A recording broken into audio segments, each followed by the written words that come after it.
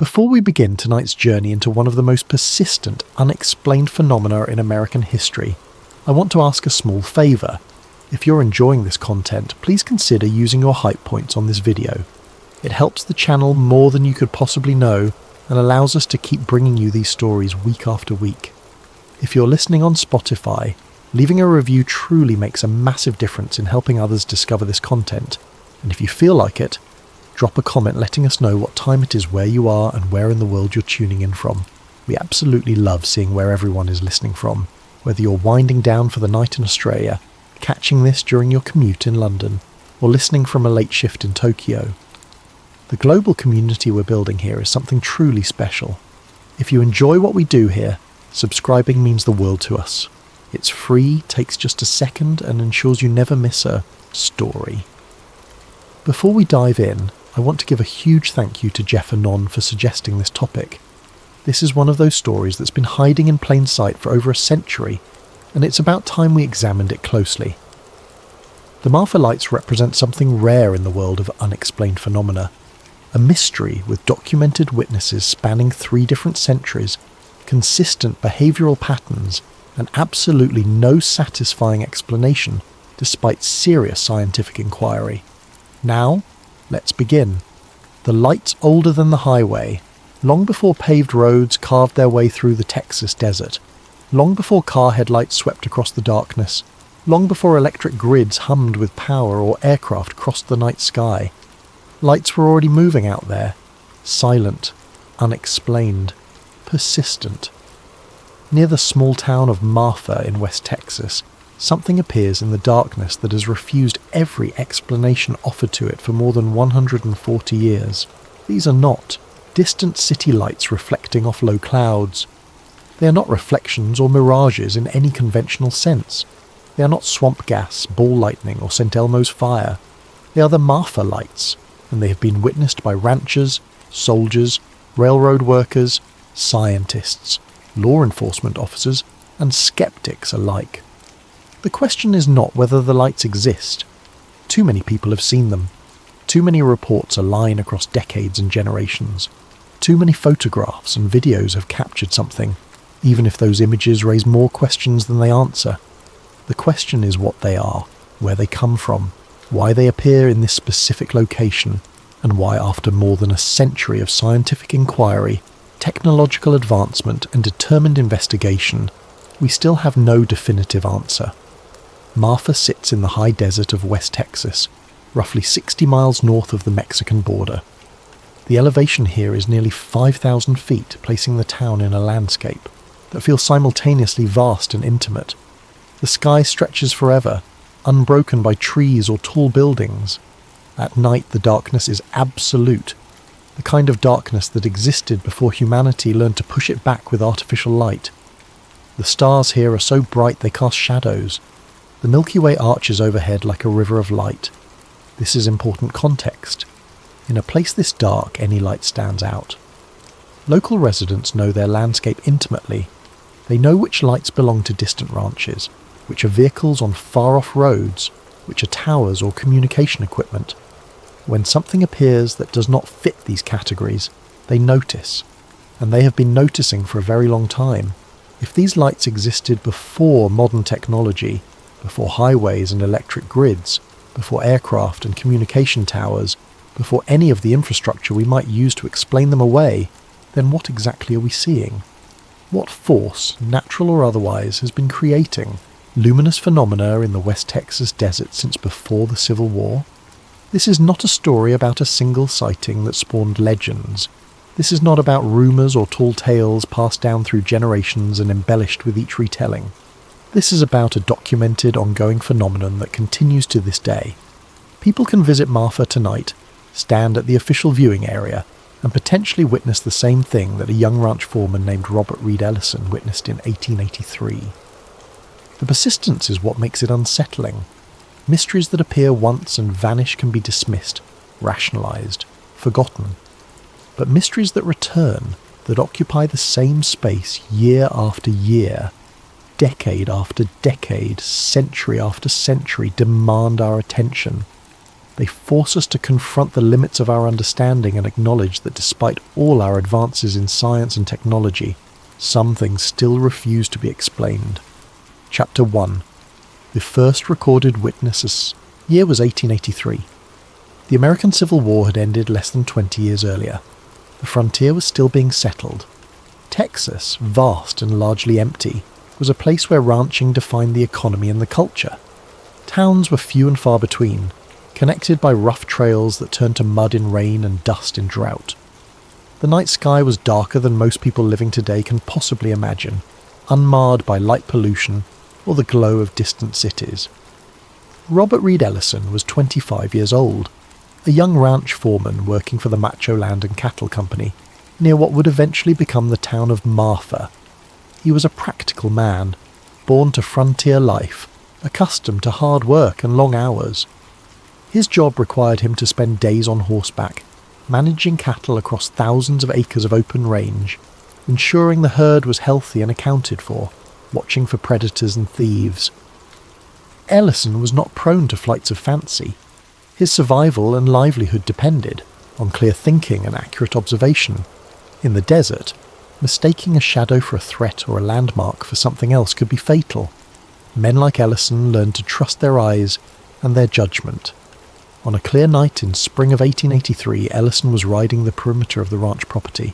This was routine work, a necessary task to ensure nothing had gone wrong with the herd during the day. The horse beneath him moved with the steady rhythm of an animal that had walked this ground 1,000 times before. The air was cool, carrying the scent of creosote and desert sage. Then he saw them, lights in the distance, soft, yellowish, glowing steadily against the black horizon. They appeared to be perhaps a mile away, maybe less, hovering at what seemed to be ground level. Ellison's first thought was simple and practical. Campfires, perhaps travellers passing through, or another ranch crew working late, or even potential cattle rustlers. But something about the lights troubled him immediately. They did not flicker like campfires. Flames move, they dance, they respond to wind. These lights burned steady and constant. They did not seem to move in the way firelight moves, with that characteristic wavering quality. They simply hovered there, bright and unnatural, in a place where Ellison knew there were no settlements, no established campsites, no reason for anyone to be. Curiosity overtook caution. Ellison turned his horse toward the lights and began riding in their direction. He expected to find travellers, perhaps lost or in need of assistance. The code of the West demanded that he at least investigate, ensure no one was in trouble. The journey took longer than he expected. The desert has a way of distorting distance, especially at night. What looks close can be miles away. The flat terrain offers few reference points. But Ellison pressed on, keeping his eyes fixed on the lights, using them as a beacon to guide him across the dark landscape. His horse began to act strangely as they drew closer. The animal's ears flattened back, its steps became hesitant. Horses have senses humans lack. They perceive things we cannot, detect dangers we miss. Ellison felt the tension in the animal beneath him, but urged it forward. After what he later estimated to be 20 or 30 minutes of riding, Ellison reached the location where the lights had been. He found nothing. No campfire, no travellers, no tents or horses or wagons, no evidence anyone had been there at all. The ground was undisturbed, showing only the natural patterns of windswept sand and scattered rocks. There were no tracks, no ash, no signs of human presence whatsoever. He dismounted and walked the area carefully, searching by moonlight for anything that might explain what he had seen. Nothing. The desert was empty. Confused, Ellison turned back toward his original position and saw the lights again. But now they were farther away, in a completely different direction from where he had just searched. They glowed with that same steady, unnatural brightness, as if mocking his attempt to reach them. He stood there for a long moment, watching them. Part of him wanted to ride toward them again, to solve this mystery. But his horse was agitated, and something in his gut told him that chasing the lights further would be pointless. Whatever they were, they did not want to be found. Ellison rode back to the ranch that night and told no one what he'd seen. In 1883, in a culture where reputation and credibility mattered enormously, strange stories could damage a man's standing. Ellison was young, still establishing himself as a reliable foreman. Talking about mysterious lights in the desert could get him labelled as unreliable, superstitious, or worse. But he did not forget. Over the following months and years, Ellison occasionally saw the lights again while riding at night. Sometimes they were distant, barely visible. Other times they were closer, bright enough to illuminate the ground beneath them. He never rode toward them again. He simply noted their presence and continued with his work. It was not until the early 1900s, when other residents of the newly established town of Marfa began reporting similar sightings, that Ellison finally shared his experience. By then, he was an established rancher with a solid reputation.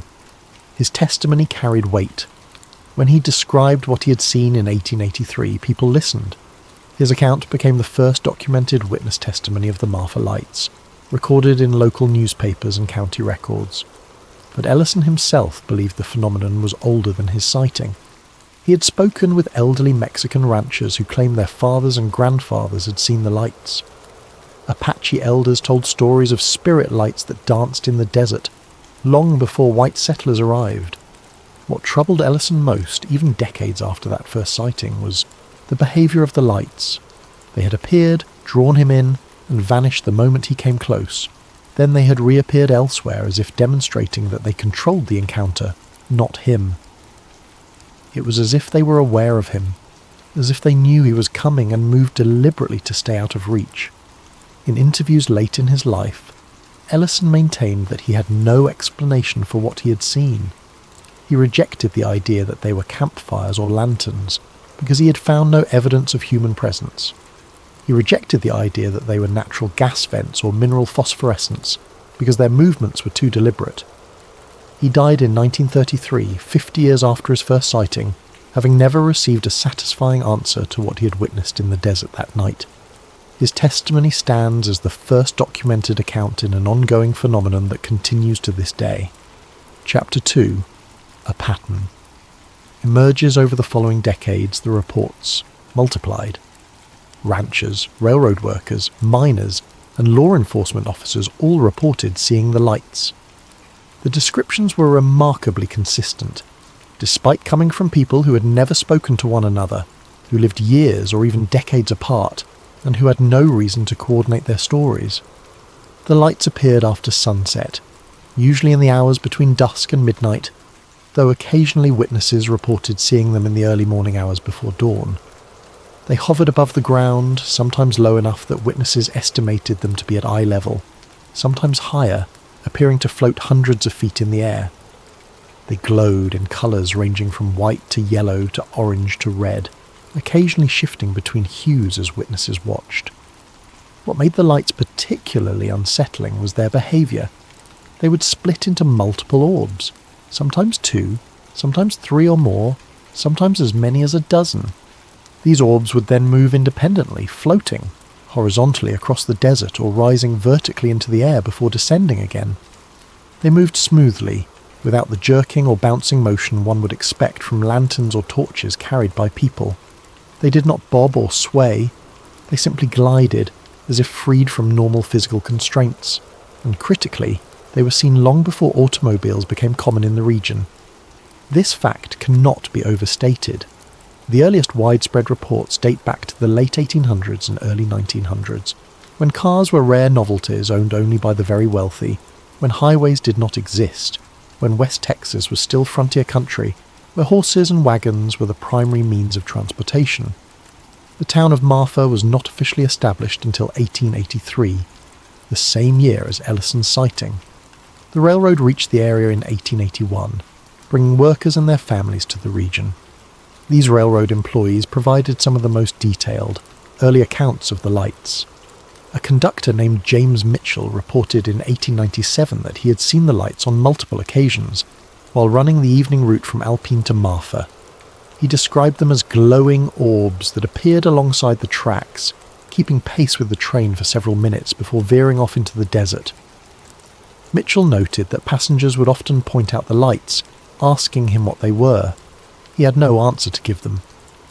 A telegraph operator named Margaret Westfall, stationed in Marfa in the early 1900s, kept a personal journal in which she documented sightings of the lights.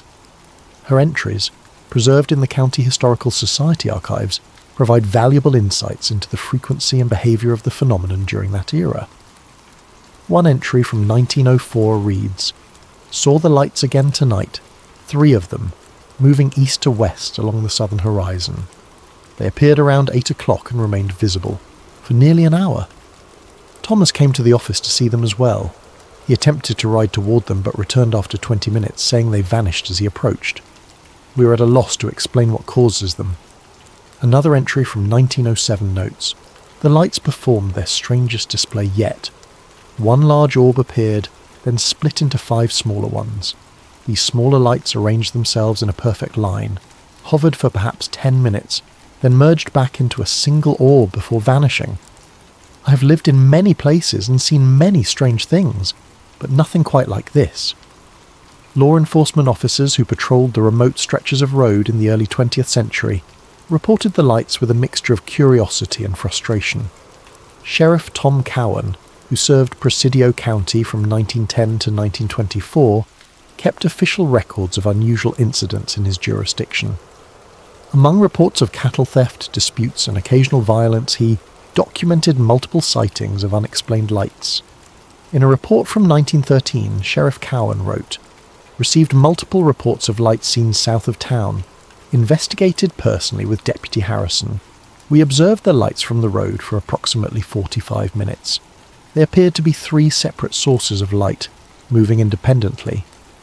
We attempted to approach on horseback. The lights retreated as we advanced. When we stopped, the lights stopped. When we advanced again, they retreated again. We were unable to determine their source or nature. The pattern was consistent across all these accounts. The lights appeared, they moved in unusual ways, they split and merged, and they vanished or retreated when approached. No one could predict when they would show up or how long they would last.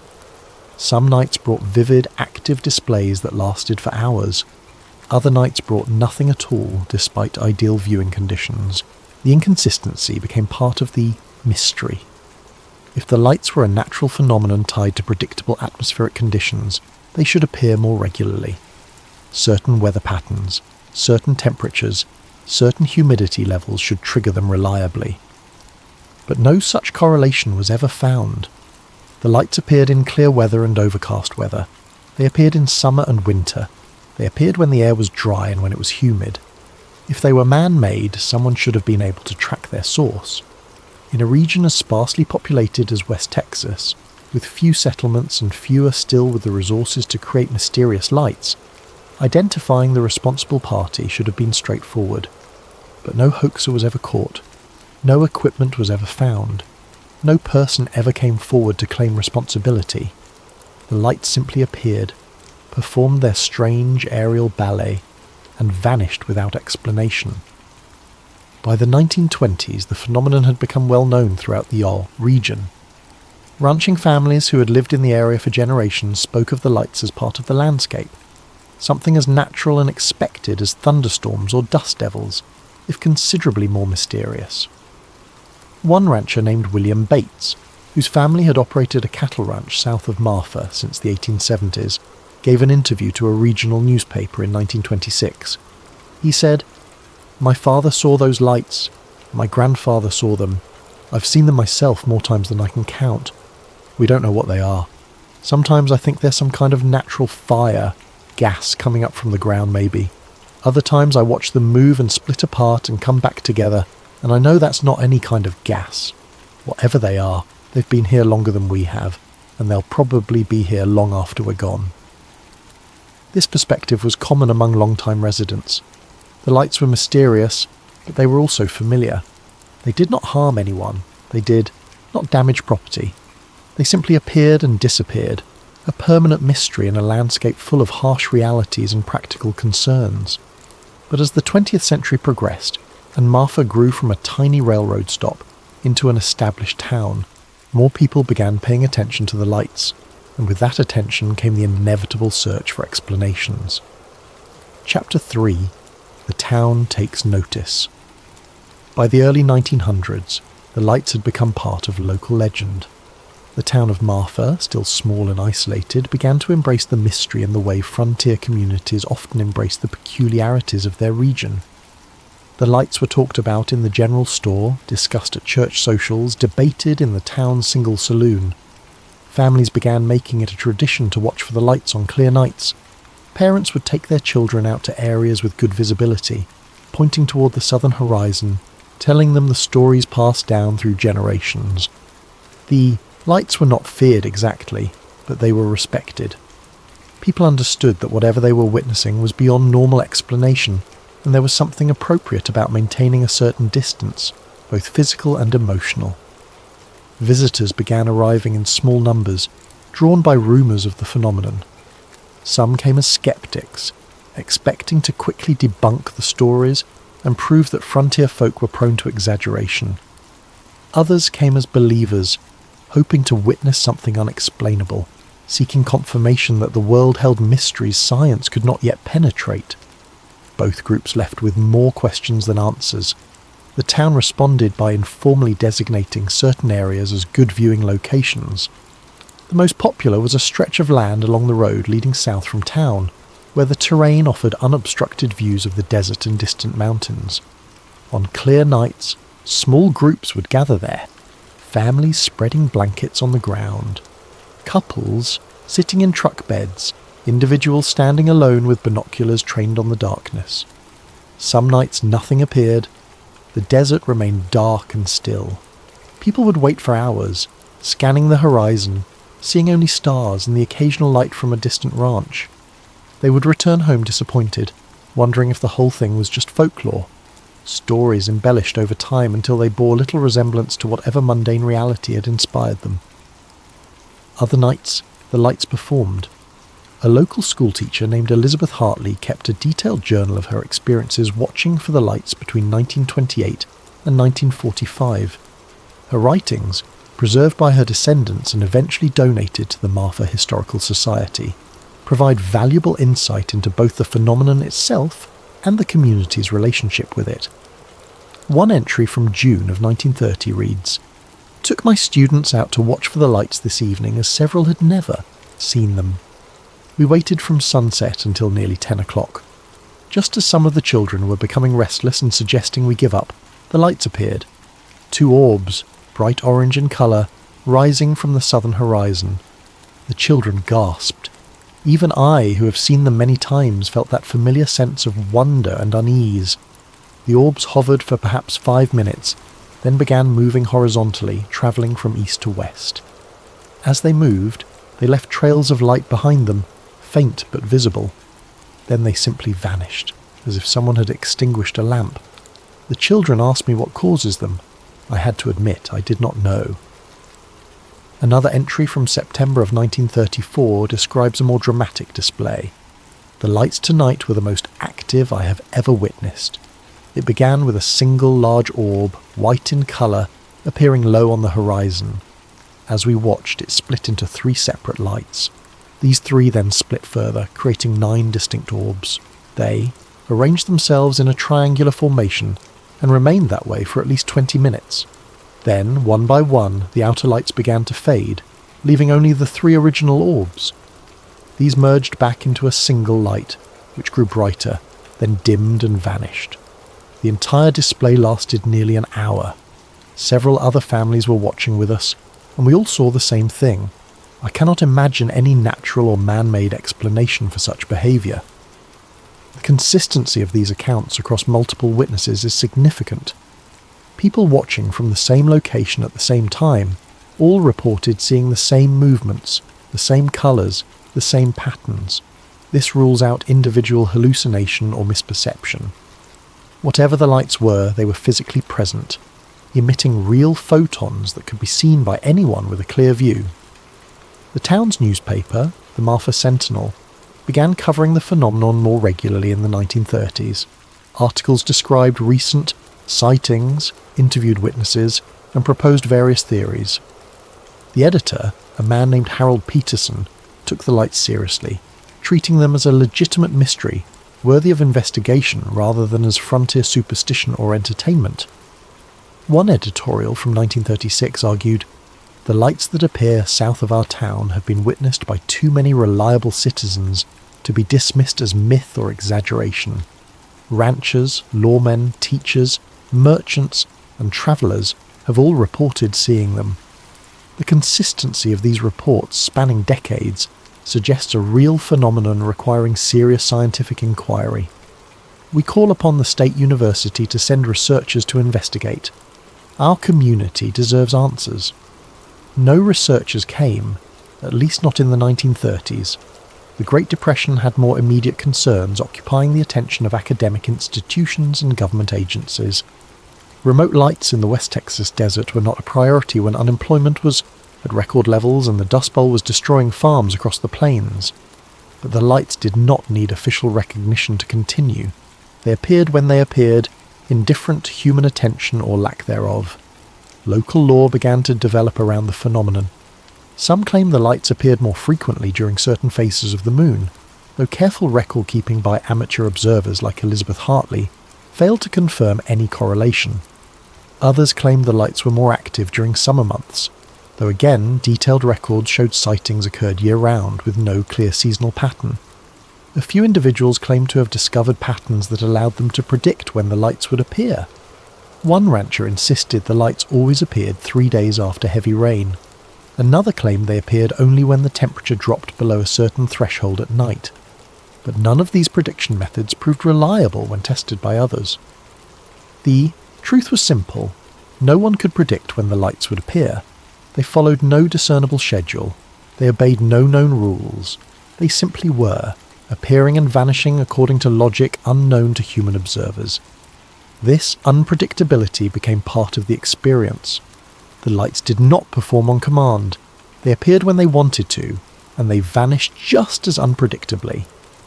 This randomness made the phenomenon more compelling, not less. If the lights had been predictable, they would have been easier to explain, easier to study, easier to categorize.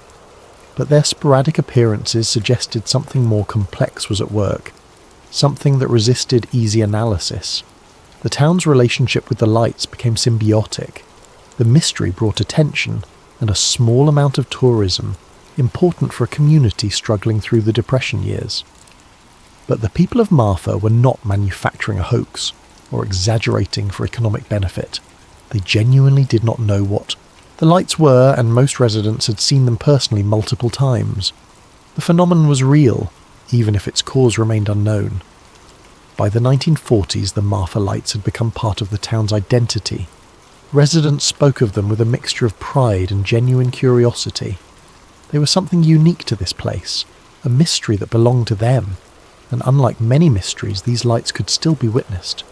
They were not relics of the past or stories that might have been true once upon a time. They were ongoing, active, and available to anyone willing to wait in the darkness. Chapter 4. The Headlight Explanation.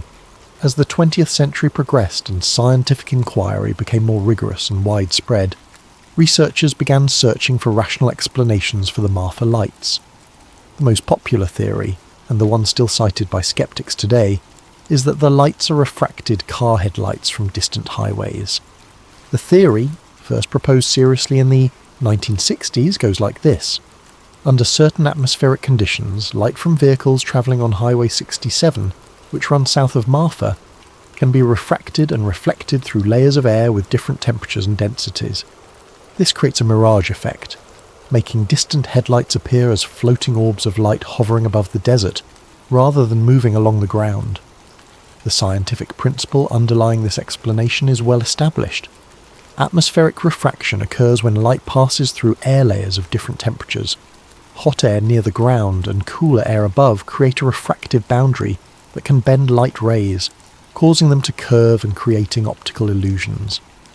This is the same principle that creates mirages of water on hot highways, or makes the sun appear flattened at sunset. Scientists conducted experiments to test this theory. In 1973, a team from the University of Texas positioned observers at the traditional Marfa viewing area while vehicles drove along Highway 67 at night with their headlights on. Under the right atmospheric conditions, they were able to reproduce visual effects similar to the Marfa lights. The headlights, when viewed from a distance through temperature-layered air, did appear to float above the road, split into multiple sources as the light refracted differently through various air layers and move in ways that seemed unusual and unexplained. The experiment was repeated several times with similar results. The team published their findings, concluding that the majority of Marfa light sightings could be explained as atmospheric refraction of headlights from Highway 67 and other distant roads in the area. The explanation gained widespread acceptance. It was neat, scientific, and required no extraordinary claims. The Marfa lights were simply an optical illusion, a trick of light and atmosphere, interesting but ultimately mundane. Media coverage of the phenomenon often cited this explanation, treating the mystery as essentially solved. But there was a significant problem with this explanation. It could not account for sightings that occurred before highways existed. Robert Reed Ellison saw the lights in 1883 when there were no cars at all.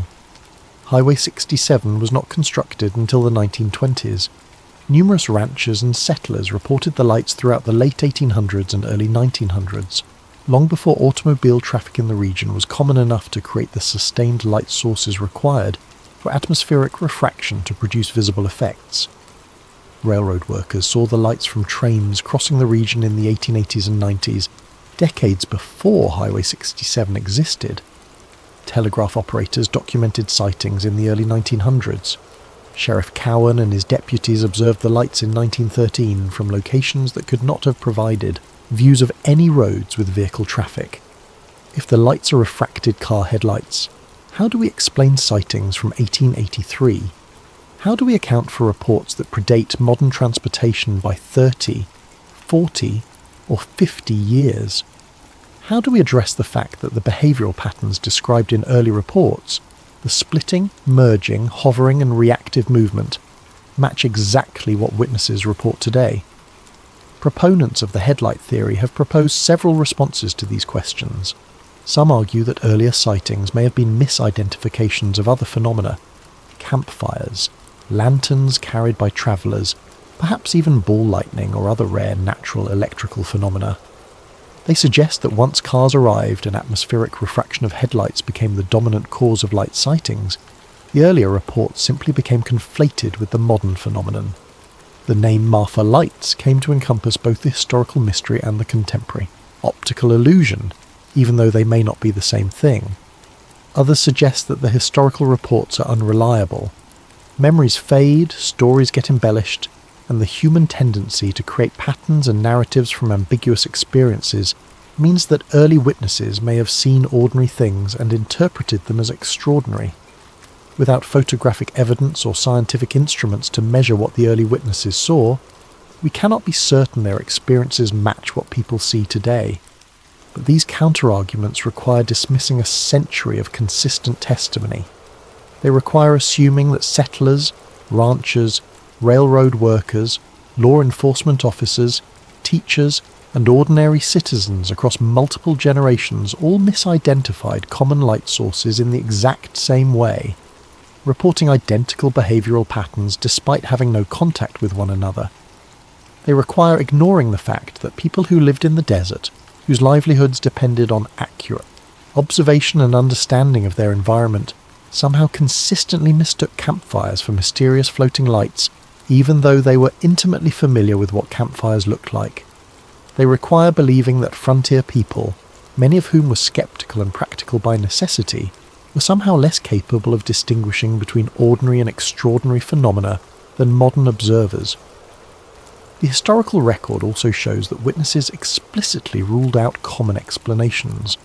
Robert Reed Ellison did not simply see lights and assume they were mysterious. He rode toward them expecting to find campfires or travellers, and only concluded they were unexplained after finding no evidence of human presence.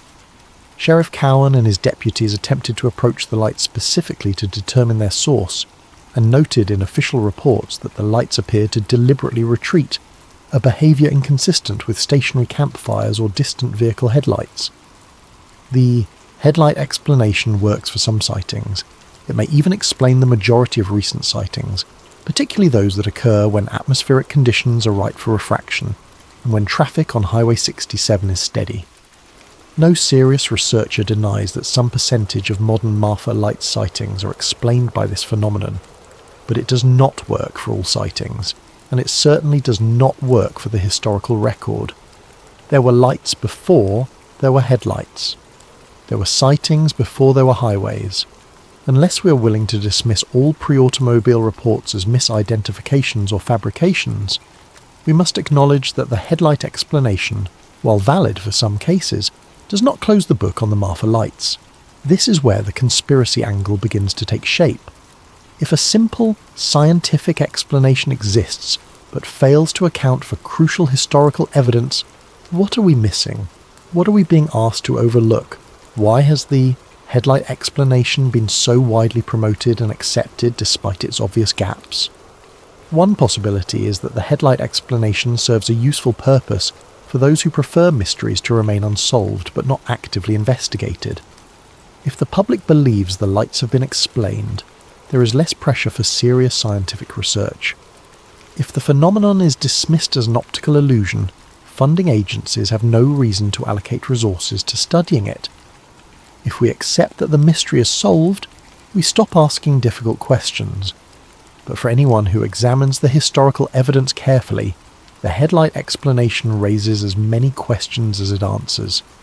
And the most important question is this: if the lights existed before the explanation that supposedly accounts for them, what have they been all along?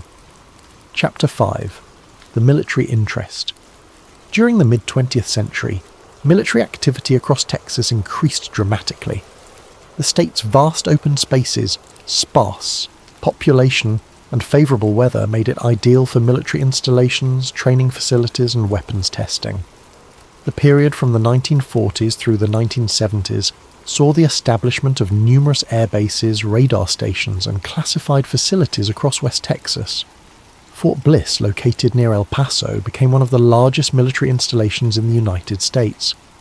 Holloman Air Force Base in New Mexico, less than 200 miles from Marfa, became a major testing facility for rocket propulsion systems and experimental aircraft. White Sands Proving Ground, also in New Mexico, was the site of the first atomic bomb test and continued to host weapons development programs throughout the Cold War.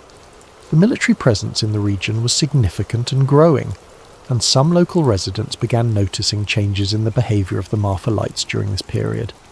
The lights, which had always been mysterious, seemed to shift in character.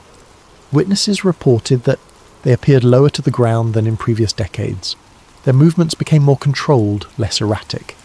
Instead of the unpredictable drifting and splitting that characterised earlier sightings, some lights now moved in straight lines, made sharp angular turns, or hovered in place with unusual stability.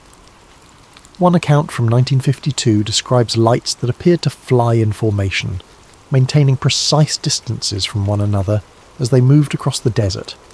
The witness, a rancher named Thomas Mackenzie, watched through binoculars as 3 lights arranged themselves in a triangular pattern and flew south at what he estimated to be considerable speed, far faster than any aircraft he had seen before. Another report from 1957 describes lights that descended near a ranch house, close enough that the witness could see they were not orbs, but elongated, cigar-shaped objects emitting light from their surfaces. The witness, who requested anonymity when speaking to local reporters, said the objects made no sound, hovered for approximately 10 minutes, then accelerated vertically and vanished in seconds. These accounts differ significantly from earlier historical reports. The lights described by Ellison and other 19th century witnesses were mysterious but passive. They appeared, they drifted, they vanished. The lights described during the Cold War era sometimes exhibited behaviours suggesting advanced technology: formation flying, angular movements, rapid acceleration, controlled hovering. The timing is suspicious. As military activity in the region increased, reports of technologically sophisticated light phenomena increased as well. This correlation does not prove causation, but it raises questions. In 1953, a group of Air Force personnel stationed at a radar facility near Marfa decided to investigate the lights personally. According to accounts preserved in letters and personal journals, the group consisted of 6 men, all trained radar operators familiar with aircraft and atmospheric phenomena. They drove to the traditional viewing area on a Saturday night in October, bringing binoculars and cameras. The lights appeared around 9 o'clock.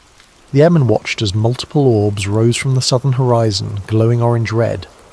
Using binoculars, they attempted to discern details about the lights.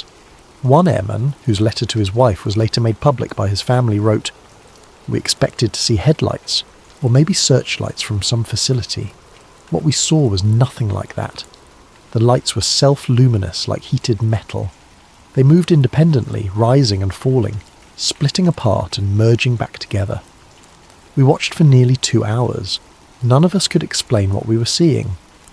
The group decided to approach the lights. They drove south, using back roads that led into the desert toward the area where the lights appeared to be located. As they drew closer, the lights changed behaviour. Instead of vanishing, as historical reports suggested they would, the lights descended toward the vehicles. The airman's letter continues. "The lights came right at us. We stopped the trucks and got out. The lights hovered maybe 200 yards away, right above the desert floor. They were bright enough to cast shadows. We could hear nothing. No engine sounds, no rotors, nothing. One of the guys suggested we turn on our spotlights and signal to them. As soon as we did, all the lights shot straight up into the sky and vanished. It happened in seconds. One moment they were there, close enough that we could see they weren't orbs, but more like flattened discs. The next moment they were gone." The airmen reported experiencing radio interference during the encounter. Portable radios they were carrying crackled with static when the lights were close, then returned to normal function after the lights departed. Several of the men reported feeling disoriented and slightly nauseous, though these symptoms faded quickly. They did not file an official report with the Air Force. In 1953, reporting UFOs or unexplained phenomena could be career-ending for military personnel. The stigma attached to such claims was significant. But they did tell their families and eventually shared their experiences with civilian researchers decades later. This account, and others like it, fueled speculation that the military was conducting experiments in the Marfa area. The theory suggested that experimental aircraft, perhaps early versions of stealth technology or propulsion systems that would not become public knowledge for decades, were being tested in the desert under the cover of darkness. If people saw strange lights, those sightings could be attributed to the long-standing Marfa lights phenomenon. The pre-existing mystery provided perfect camouflage for classified operations. This theory gained traction when similar patterns emerged at other sites across the American Southwest. Strange lights in the sky were reported near Area 51 in Nevada, near the White Sands facility in New Mexico, and near various military bases in Arizona. In some cases, these lights were later revealed to be experimental aircraft. The U-2 spy plane, which flew at extreme altitudes and had unusual visual characteristics, was responsible for numerous UFO reports during the Cold War. The government had been using the vastness of the desert to test technologies in secret, knowing that any sightings would be dismissed as UFOs, natural phenomena, or optical illusions. Could the Marfa lights have served a similar purpose? Were some of the sightings during the 1950s, 60s and 70s legitimate tests of classified technology conducted in an area where strange lights had been seen for decades? The conspiracy angle here is not that all Marfa lights are military in origin, but that the pre-existing phenomenon provided convenient cover. If lights had been appearing in the desert for 70 years, who would question a few more? If locals were accustomed to seeing unexplained luminous phenomena, they would be less likely to report new sightings to authorities or demand investigations. The mystery itself became a security asset. Supporting this theory is the fact that the military never issued official statements about the Marfa lights, despite the presence of numerous installations in the region and despite the fact that military personnel were witnessing and reporting the phenomenon. The silence is conspicuous. If the lights were simply atmospheric refraction or natural phenomena, why not say so? If they were a concern, why not investigate? The lack of official attention suggests either complete indifference or deliberate avoidance. Another data point. Civilian pilots flying through the region during this era reported unusual phenomena. Several pilots filed reports with the Federal Aviation Administration describing lights that paced their aircraft, moved at speeds inconsistent with known technology, or performed maneuvers that defied aerodynamics. These reports were typically filed, acknowledged, and then quietly archived with no follow-up investigation. The military's relationship with the Marfa lights remains ambiguous. There is no smoking gun, no declassified document that confirms experimental aircraft were tested in the area, using the pre-existing phenomenon as cover. But the correlation between increased military activity and changes in the light's behaviour, combined with the complete lack of official investigation or explanation, creates a pattern that conspiracy theorists find deeply suspicious. Whether or not the military was involved, the fact remains that during the mid-20th century, the character of the Marfa lights appeared to change, and that change coincided with an era of unprecedented secret military testing throughout the American Southwest. Chapter 6. The Lights That React 1. Of the most disturbing aspects of the Marfa lights is their apparent responsiveness to human presence and actions. This characteristic has been reported consistently across multiple decades by witnesses who had no contact with one another and no reason to coordinate their stories. The pattern is clear. When vehicles approach the location where lights are seen, the lights move away. When observers stop and watch, the lights change behaviour. When someone shines a flashlight, spotlight, or other light source toward the lights, they often dim, move away, or vanish entirely. This reactive behaviour has been documented by multiple witnesses simultaneously, ruling out individual misperception or hallucination. Groups of people, watching from the same location, have all observed the lights responding in the same way at the same time. Whatever the lights are, they behave in ways that suggest awareness, or at least responsiveness to external stimuli. One detailed account from 1976 describes a family's encounter with the lights. The family, visiting Marfa for a vacation, had heard about the phenomenon and drove out to the viewing area one evening. The father, an engineer named Richard Coleman, kept a detailed written account of what they experienced. According to Coleman's notes, they arrived at the viewing area around 8:30 in the evening. The sky was clear, the air was still, and they had excellent visibility. They waited for approximately 45 minutes, seeing nothing unusual. Then, around 9:15, lights appeared on the southern horizon. Coleman described them as orange-yellow spheres, approximately the size of basketballs if they were at the distance they appeared to be, which I estimated at 1 to 2 miles. There were initially 2 lights, hovering side by side about 30 feet apart. The family watched for several minutes.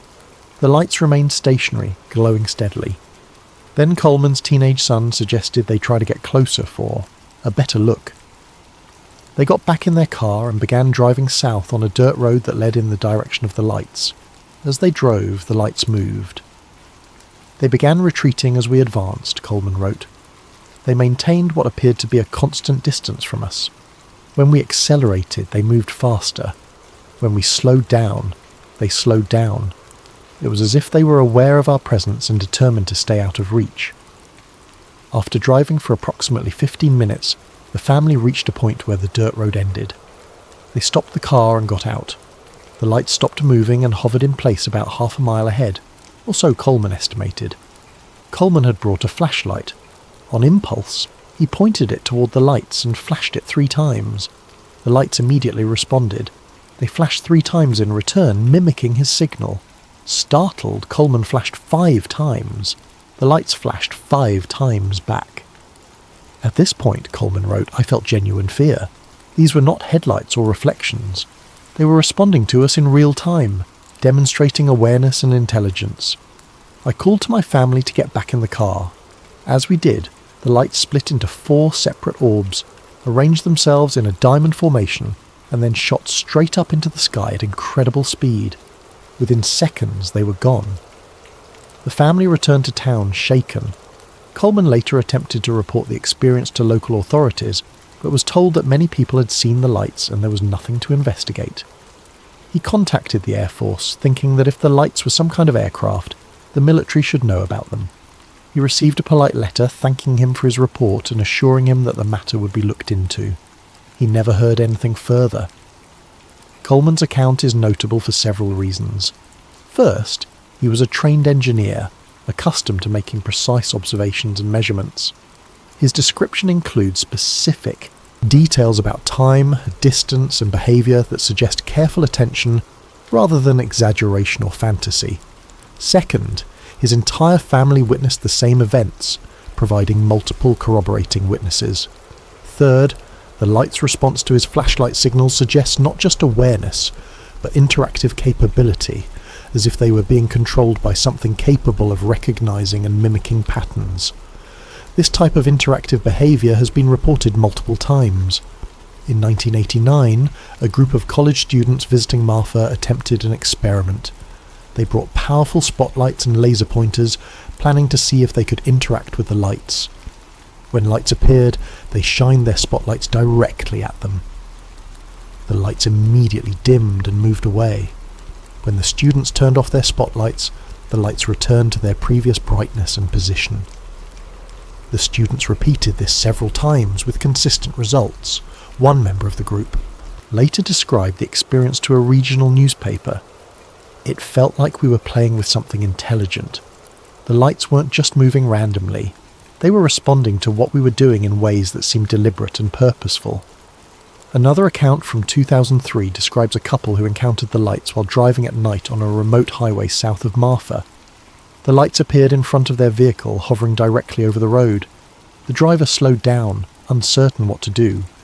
The lights descended lower, coming within what the driver estimated to be 50 feet of the car.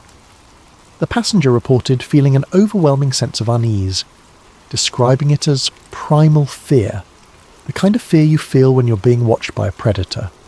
The driver stopped the car. As soon as they came to a complete stop, the lights rose back up and moved off the road. The couple sat in their car for several minutes watching the lights hover in the desert.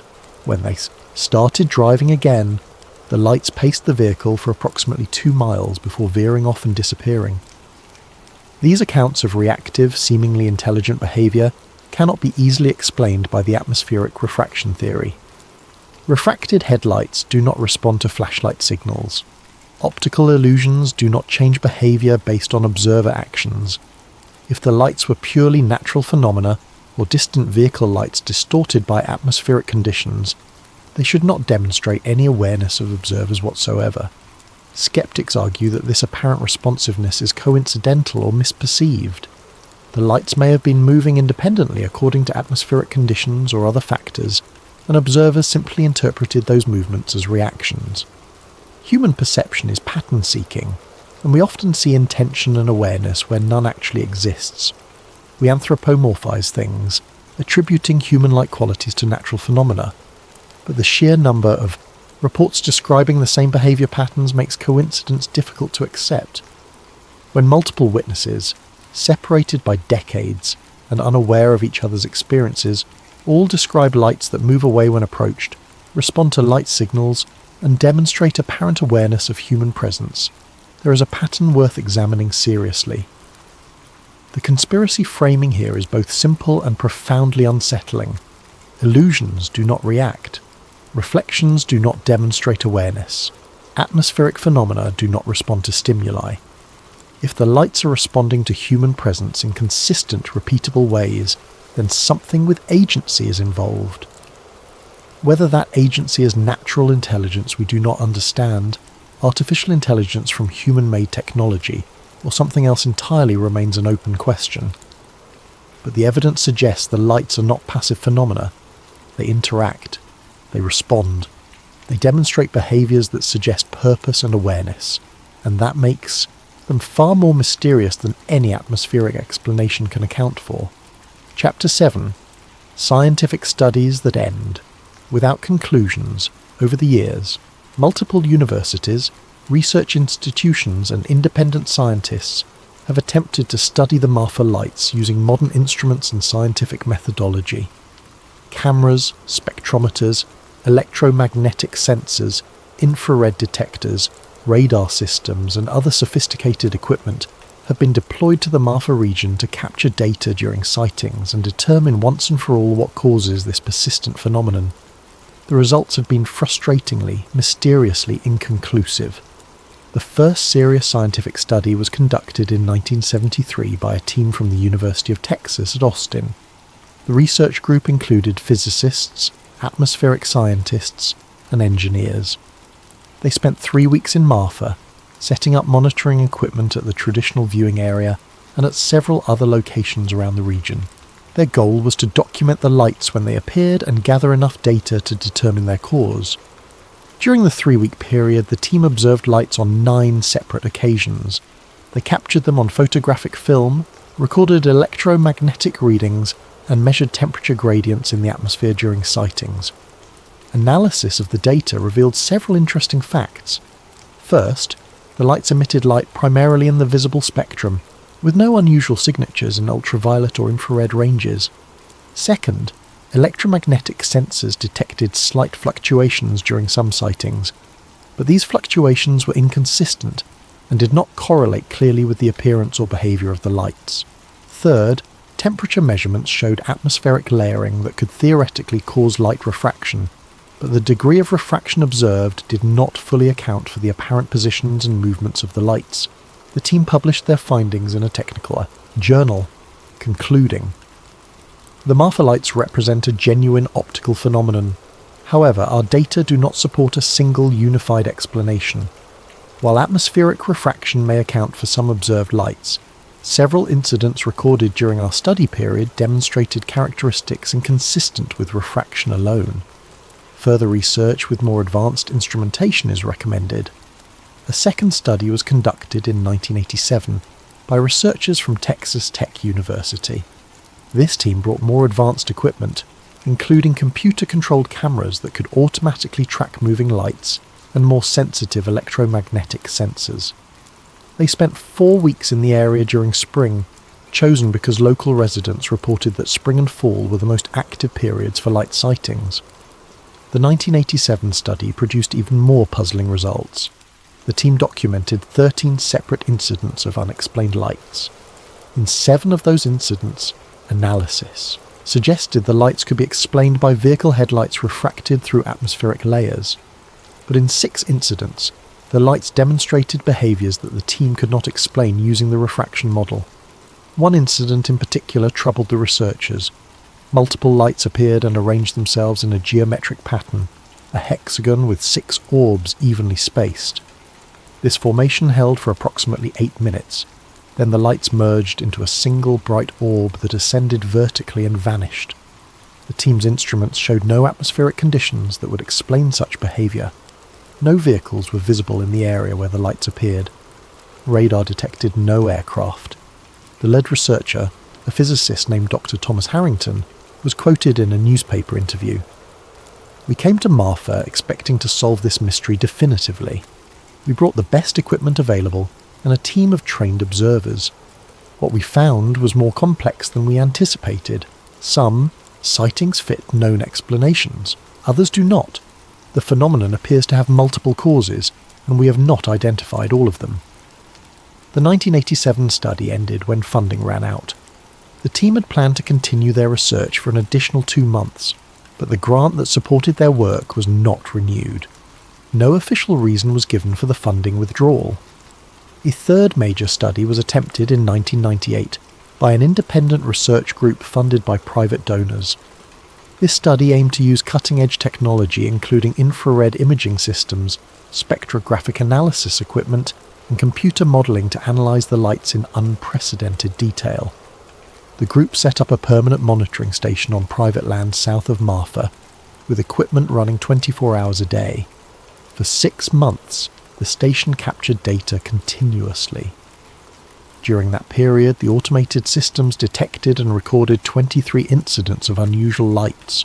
Analysis of the data produced a pattern that the researchers found deeply frustrating. Some nights, the lights appeared and behaved exactly as the atmospheric refraction theory would predict, matching known vehicle positions and movements with the observed light phenomena. Other nights, lights appeared with no corresponding vehicle traffic, moved in ways inconsistent with refraction, or demonstrated characteristics that the team could not explain. The study also revealed something unusual.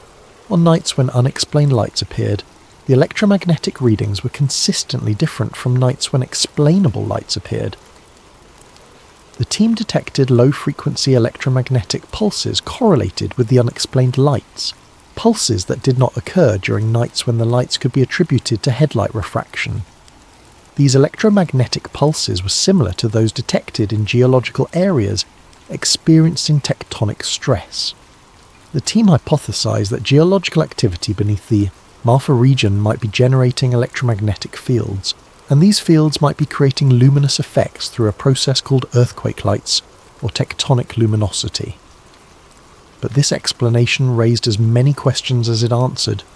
If geological stress was causing the lights, why were they localized to such a specific area? Why did they appear sporadically rather than correlating with seismic activity? And why did historical accounts dating back to the 1880s describe lights behaving in the same ways as modern sightings, despite the fact that any geological stress should be slowly changing over time?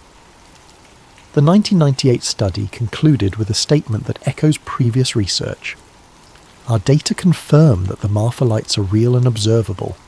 Multiple causal factors appear to be at work.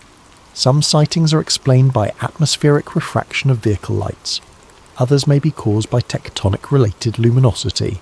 A small percentage of sightings remained unexplained despite extensive instrumentation and analysis. Continued long-term monitoring is recommended. Continued long-term monitoring was never established. The private funding that supported the study was withdrawn after 6 months. The monitoring station was dismantled. The equipment was removed. The data was archived but never fully analysed or published in peer-reviewed journals. This pattern has repeated itself multiple times over the past 50 years. Research teams arrive with plans for comprehensive studies. They gather some data, encounter phenomena they cannot fully explain, publish preliminary findings suggesting further research is needed, and then the projects end due to lack of funding or institutional support. The official conclusion, when one is given at all, is always the same: inconclusive. For conspiracy theorists, this pattern is deeply suspicious. Why do scientific studies consistently fail to reach clear conclusions? Why does funding disappear just as research begins to yield interesting data? Why is there so little institutional interest in a phenomenon that has been documented for over a century and continues to be witnessed regularly? Several possible explanations present themselves. One is that the truth is already known, but it cannot be publicly disclosed. Perhaps the lights are a mixture of natural phenomena and classified military activity. Perhaps some sightings are genuine atmospheric effects, while others are tests of exotic technology. Revealing the full explanation would require admitting to secret operations conducted in the area for decades. It's easier to allow the mystery to persist, to fund just enough research to seem interested, but not enough to reach definitive conclusions. Another possibility is that the lights genuinely defy current scientific understanding, and no one wants to admit that. In an era when science is expected to provide answers to all questions, admitting that a simple observable phenomenon has resisted explanation for over a century would be embarrassing. It would suggest that our understanding of atmospheric physics, geology, or even fundamental physics might be incomplete. It's easier to label the phenomenon as inconclusive and move on to research questions that can be answered. A third possibility is more cynical. There is no conspiracy, just the mundane reality of how scientific research operates. Studying the Marfa lights does not advance careers. It does not lead to groundbreaking discoveries or prestigious publications. It's a backwater topic that mainstream science views as barely above studying UFOs or Bigfoot. Funding agencies allocate money to research that promises clear results and scientific advancement. A mystery that has resisted explanation for over a century is not appealing to them. The lack of continued research is not evidence of conspiracy, but evidence of institutional priorities that favour predictable outcomes over genuine mysteries. Whatever the reason, the fact remains.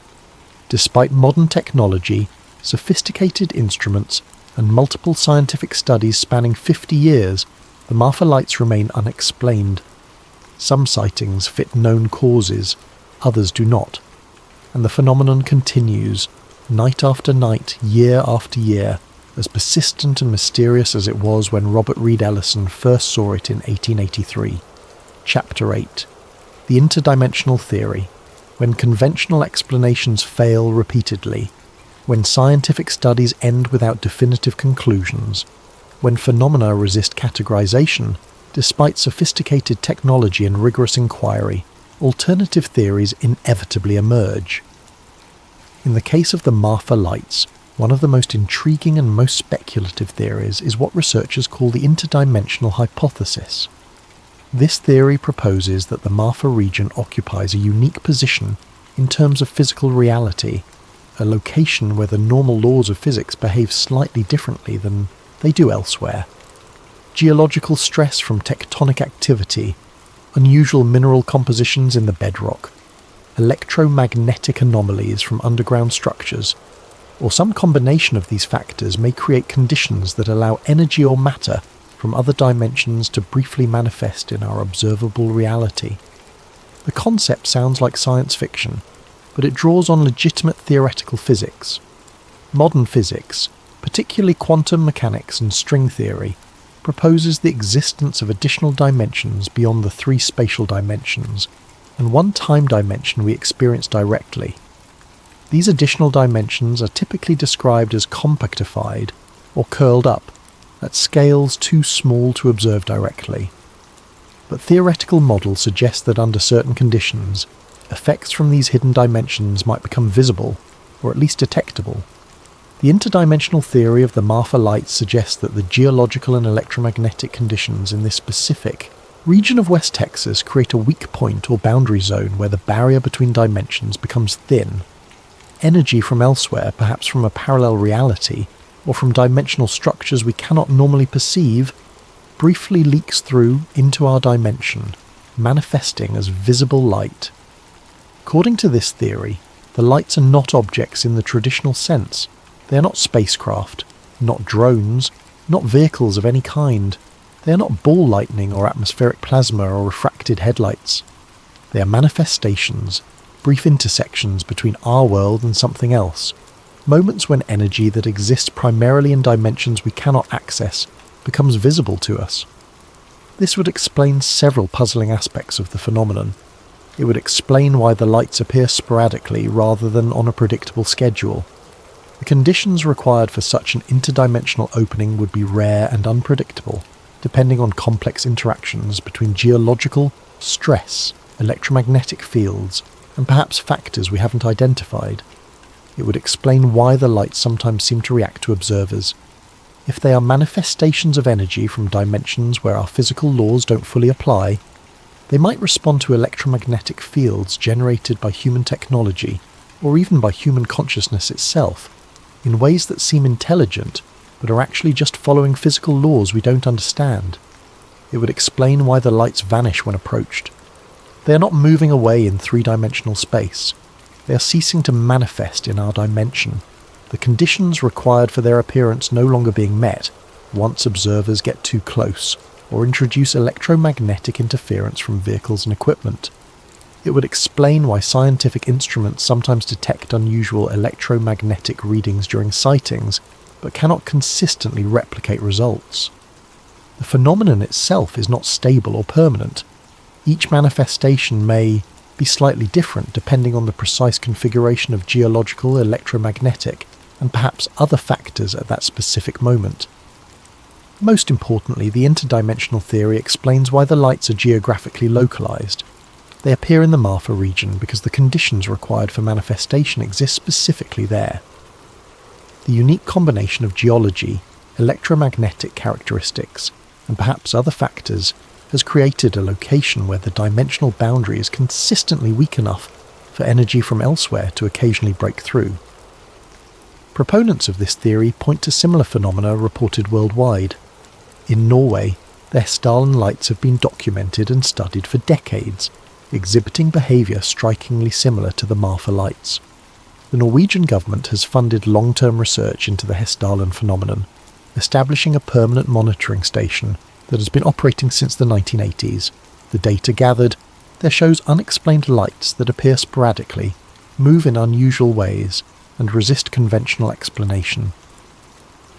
The region where the Hessdalen lights appear sits atop unusual geology, including deposits of scandium and other rare minerals that create complex electromagnetic environments. In Japan, the Naga fireballs appear annually over the Mekong River during a specific time of year.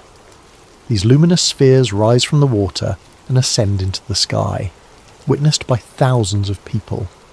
Various explanations have been proposed, including fermentation gases igniting, but none fully account for the observed behaviour. The river flows through a region with complex geological structures and high mineral content. In North Carolina, the Brown Mountain Lights have been observed since at least the early 19th century. Like the Marfa lights, they appear as glowing orbs that move through the air, split into multiples and vanish mysteriously. The region where they appear sits along geological fault lines and contains unusual mineral deposits. All of these phenomena share common traits: unexplained luminescence, erratic movement that sometimes seems purposeful, resistance to conventional explanation, and a strong connection to specific geographical locations with unusual geological characteristics. If these lights are interdimensional manifestations, it would explain why they remain localized. The specific conditions required for the phenomenon exist only in certain places on Earth, where geology, electromagnetic fields, and possibly other factors combine in precisely the right way. The interdimensional theory also connects to documented historical accounts of strange lights and apparitions associated with specific locations. Ancient peoples often considered certain sites sacred or haunted, places where the normal rules did not fully apply, where spirits or gods could appear. Many of these sites correspond to locations with unusual geological features: mineral, deposits, fault lines, underground water sources, or unusual magnetic anomalies. Could these ancient peoples have been observing the same interdimensional phenomena we now call the Marfa lights, or Hessdalen lights? Were they interpreting these manifestations through the framework of their spiritual beliefs, while we attempt to understand them through science? Critics of the interdimensional theory argue that it relies on unproven physics, and ventures too far into speculation. While additional dimensions may exist in theoretical models, there is no experimental evidence that energy from those dimensions can manifest as visible light in our reality. The theory requires accepting extraordinary claims without extraordinary evidence. They also point out that the theory is unfalsifiable. If the lights are claimed to be interdimensional manifestations, there is no experiment that can definitively prove or disprove that claim. Science requires hypotheses that can be tested and potentially falsified. The interdimensional theory does not meet that standard. But for those who have witnessed the lights firsthand, who have watched them perform movements that defy rational explanation, who have experienced the strange reactive behaviour documented by so many witnesses, the interdimensional theory offers a framework that fits the evidence better than any alternative. It does not require dismissing historical sightings as misidentifications. It does not require assuming witnesses were mistaken or dishonest. It does not require ignoring the reactive, seemingly intelligent behaviour the lights sometimes display. It simply requires accepting that our current understanding of physics and reality may be incomplete, that there may be aspects of the universe we have not yet discovered, and that certain locations on Earth may provide windows, however brief and unstable, into dimensions beyond our normal perception. Whether the interdimensional theory is correct remains an open question, but it represents a serious attempt to account for all aspects of the phenomenon, rather than explaining some sightings while dismissing others, and in that sense it deserves consideration, even if it challenges our conventional understanding of how reality works. Chapter 9. Why the Lights Never Leave. One of the most unusual and telling aspects of the Marfa lights is their geographic consistency. Over more than a century of documented sightings, the lights have remained bound to a specific region of West Texas. Unlike UFO sightings, which can occur anywhere and often involve objects that travel great distances or appear in wildly different locations, the Marfa lights stay home. They appear in the same general area, night after night, year after year, decade after decade. They do not travel beyond their established territory. They do not appear in El Paso, 200 miles to the west, or in San Antonio, 300 miles to the east. They do not show up in other states or other countries. They are tied to this specific stretch of desert as if bound by invisible borders or physical constraints. This localization is scientifically significant. If the lights were aircraft or drones, whether conventional or exotic, they would not be confined to a single area. Aircraft can travel anywhere. Drones can be operated anywhere. There is no technological reason why mysterious flying objects would restrict themselves to a few square miles of West Texas desert. If the lights were purely atmospheric phenomena, similar conditions should produce similar results elsewhere. Texas has thousands of miles of desert with similar geology, elevation, and climate. New Mexico, Arizona, Nevada, and California all have vast desert regions where atmospheric refraction should occur just as readily as it does near Marfa. Yet none of these regions reports persistent light phenomena matching the behaviour and consistency of the Marfa lights. The fact that the lights remain localised suggests that whatever causes them is tied to something specific about this location. The phenomenon is not mobile. It cannot be relocated or replicated elsewhere. This points toward a geological or geographical cause, something inherent to the Marfa region itself.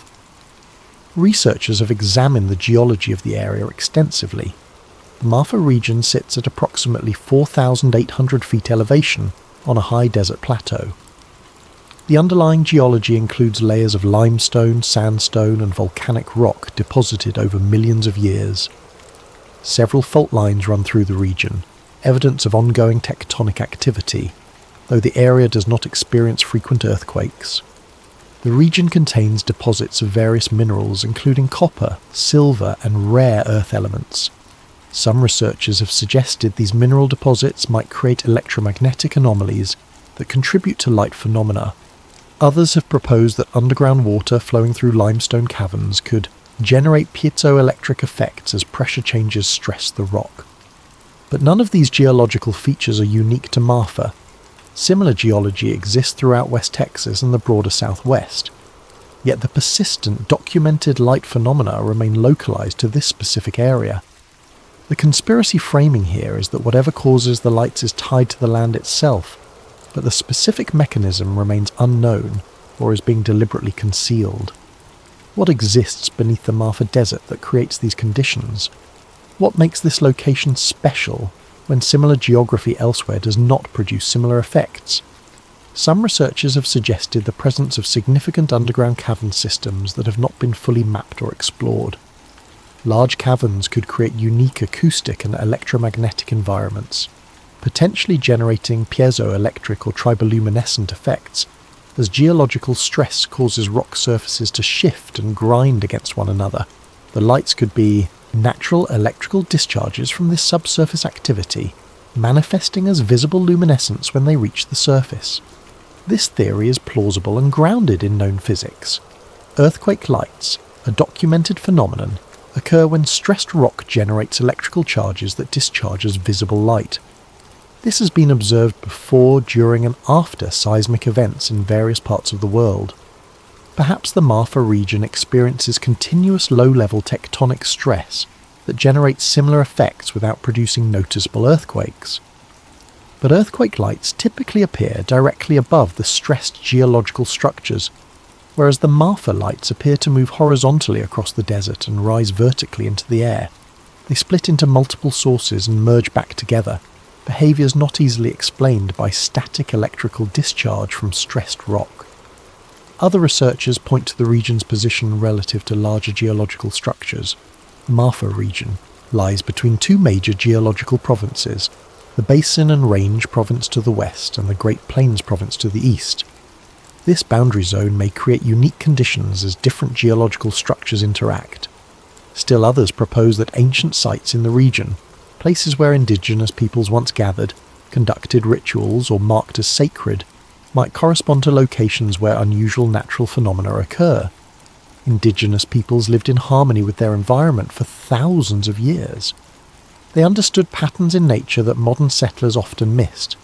If certain locations consistently produce strange lights or other unusual phenomena, Indigenous peoples would have noticed and incorporated these observations into their spiritual frameworks. The Apache and Comanche peoples who inhabited this region before European settlement have oral traditions speaking of spirit lights that appear in the desert, lights that are neither entirely of this world nor entirely supernatural, but something in between. These traditions describe lights that appear when conditions are right, lights that should be observed but not approached, lights that carry messages or warnings from the spirit world. Modern researchers attempting to map traditional indigenous sacred sites have found that several correspond to locations where the Marfa lights are most frequently observed. This correlation could be coincidental, or it could suggest that indigenous peoples recognise something about these locations that we are only now beginning to understand through scientific inquiry. The permanence of the lights, their refusal to relocate or diminish over time, makes them more unsettling than transient phenomena. A mysterious object that flies away can be forgotten, rationalised, or dismissed as a one-time anomaly. But lights that return, year after year, century after century, in the same place, cannot be so easily ignored. They demand explanation, and they refuse to provide one. This persistence also raises questions about what will happen in the future. Will the lights continue indefinitely? Is there any reason to believe they might stop? If they are caused by geological processes, those processes operate on timescales measured in millions of years. The lights that Robert Reed Ellison saw in 1883 might continue appearing for thousands of years to come. Or perhaps the phenomenon is gradually changing in ways too subtle for us to notice over human lifetimes. Perhaps the lights appeared more frequently 1,000 years ago, or perhaps they appear more frequently now. Without continuous records spanning centuries, we cannot know if the phenomenon is stable or evolving. What we do know is that the lights have remained in the same location for at least 143 years of documented history, and likely far longer based on indigenous oral traditions. They are residents, not visitors. They have always been there, part of the landscape, part of the desert, as permanent as the mountains on the horizon, and they will continue to be there long after we're gone, glowing in the darkness, performing their mysterious dance, offering no explanations and accepting no interpretation. They simply are, and perhaps that is the most unsettling truth of all. Chapter 10. Why no one shuts the story down. Perhaps the most telling aspect of the Marfa lights phenomenon is not the lights themselves, but the official response to them, or rather, the conspicuous lack thereof. For a mystery that has been documented for over a century, witnessed by thousands of people, featured in news reports and scientific studies, and continues actively to this day, the absence of comprehensive official investigation is remarkable. Authorities do not deny the lights exist. There are too many witnesses, too much documentation, and too much public awareness for denial to be credible. The lights appear in tourist brochures. The town has an official viewing area. Local law enforcement officers admit to seeing them personally. Denial is not an option. But authorities do not confirm anything unusual either. The official stance, to the extent there is one, is quiet acknowledgement without investigation. Yes, people see lights. Yes, they have been seen for a long time. No, we do not know exactly what causes them. Perhaps refracted headlights, perhaps atmospheric effects, and that is as far as official commentary goes. Local law enforcement does not investigate the lights. When witnesses report sightings, the response is polite acknowledgement. Officers do not drive out to investigate. They do not file reports. They do not escalate concerns to state authorities.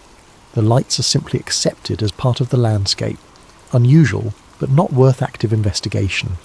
State officials do not demand studies or create task forces. Texas has government agencies responsible for natural resources, environmental protection, and scientific research. None of these agencies has launched comprehensive studies of the Marfa lights. No state funding has been allocated specifically to investigate the phenomenon. No official state position exists. Federal agencies show even less interest. The Federal Aviation Administration has received reports of unusual lights in the Marfa region from civilian and commercial pilots, but has not investigated. The Department of Defense, despite significant military presence in West Texas during the 20th century and despite the light's proximity to military installation approaches, has never issued statements or conducted declassified investigations.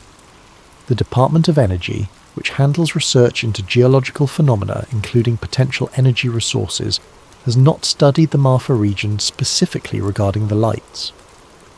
This passive approach is unusual, perhaps even unique, in the landscape of unexplained American phenomena.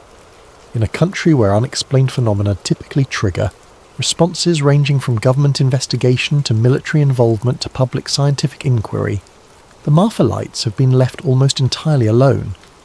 Compare the official response to the Marfa lights with responses to other mysterious phenomena. When unexplained aerial objects were reported near military installations during the Cold War, the Air Force created Project Blue Book, a systematic investigation lasting decades. When unusual radar returns were detected over Washington, D.C. in 1952, fighter jets were scrambled and official inquiries were launched. When strange lights appeared near Roswell, New Mexico in 1947, military personnel were immediately dispatched and official statements were issued. But with the Marfa lights, nothing. No Project Blue Book investigation, no military deployment, no official inquiries, just quiet tolerance of an ongoing mystery that, by any reasonable standard, should warrant at least basic scientific investigation. Why? Several possible explanations present themselves, each with different implications for what the lights actually are and what authorities actually know about them. Explanation 1. The truth is known but cannot be disclosed. This is the classic conspiracy theory interpretation. Perhaps authorities, particularly military and intelligence agencies, know exactly what the Marfa lights are. Perhaps some of the lights are natural phenomena, but others are tests of classified technology conducted under the cover of the pre-existing mystery. Perhaps experimental propulsion systems, drone technologies, or directed energy weapons have been tested in the Marfa region, specifically because sightings there could be attributed to the long-standing light phenomenon. If this is the case, official investigation would be counterproductive. It would draw attention to activities that are meant to remain classified. Better to allow the mystery to persist, to let civilians believe the lights are either atmospheric effects or supernatural phenomena, anything except classified military testing. Supporting this interpretation is the timing of certain changes in the light's behaviour. As noted earlier, witnesses during the Cold War era reported lights that moved in more controlled, purposeful ways than earlier accounts suggest. Formation flying, angular movements, rapid acceleration, controlled hovering. These behaviours appeared in reports from the 1950s through the 1970s, exactly the period when classified aircraft and weapons testing was at its peak in the American Southwest. The lack of official investigation during this period makes sense. If authorities already knew some sightings were their own classified programs, investigating would only risk exposing those programs. Explanation 2. The truth is unknown and embarrassing. An alternative interpretation is that authorities genuinely do not know what the lights are, and that ignorance is embarrassing enough, that active investigation is avoided. In an era when science is expected to provide answers to all questions, admitting that a simple, observable phenomenon has resisted explanation for over a century would undermine public confidence in scientific and governmental competence. Better to quietly acknowledge the mystery without investigating thoroughly. If no serious investigation is conducted, no definitive failure to explain can be documented. The phenomenon can be treated as a quirky local legend, interesting but not important enough to warrant serious resources. This interpretation suggests incompetence or institutional inertia rather than active conspiracy. Agencies that could investigate simply choose not to because the lights do not pose an obvious threat, and investigating mysteries is not a priority. Budgets are allocated to research that promises clear results and practical applications. Studying lights in the desert that might be atmospheric effects might be something else, and definitely have no immediate economic or security implications is not appealing to funding agencies or government departments focused on concrete deliverables. Explanation 3. The truth is being deliberately ignored. A third possibility combines elements of the first two. Perhaps some authorities know something about the lights, perhaps connected to past classified testing, but current authorities do not have complete information. Perhaps records were lost, classified beyond retrieval, or simply never properly documented in the first place. Perhaps knowledge of what the lights are exists in fragments scattered across different agencies and different classification levels, with no single person or department having complete understanding. In this scenario, investigation is avoided not because authorities know the truth and are hiding it, but because investigation would reveal uncomfortable questions about past activities and might expose classification failures or institutional dysfunction. It's easier to leave the mystery alone than to open archives and potentially discover that previous administrations conducted activities that would be controversial if revealed. Explanation 4. The truth is less interesting than the mystery. A fourth, more cynical interpretation is that authorities know some sightings are explained by atmospheric refraction and others by natural geological phenomena, but revealing these explanations in detail would reduce tourism and local economic activity generated by the mystery. The Marfa lights bring visitors to a small town that would otherwise have little reason to attract tourists. Those visitors support local businesses. In this interpretation, a quiet understanding exists between local and state authorities. Do not investigate too thoroughly, because solving the mystery completely would harm the town economically. Allow the mystery to persist as a tourist attraction while maintaining enough scientific credibility to prevent the phenomenon from being entirely dismissed. This interpretation requires believing that economic interests outweigh scientific curiosity, which is cynical but not unrealistic.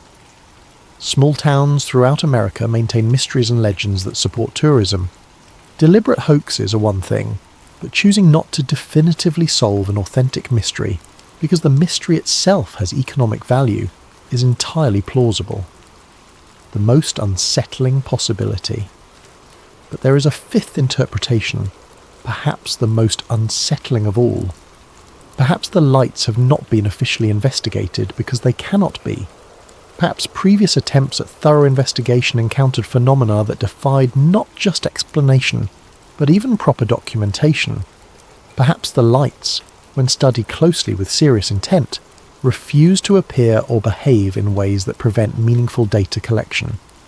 This interpretation suggests the phenomenon itself resists investigation, as if whatever causes it only manifests, when observers maintain a certain distance or approach with a certain attitude.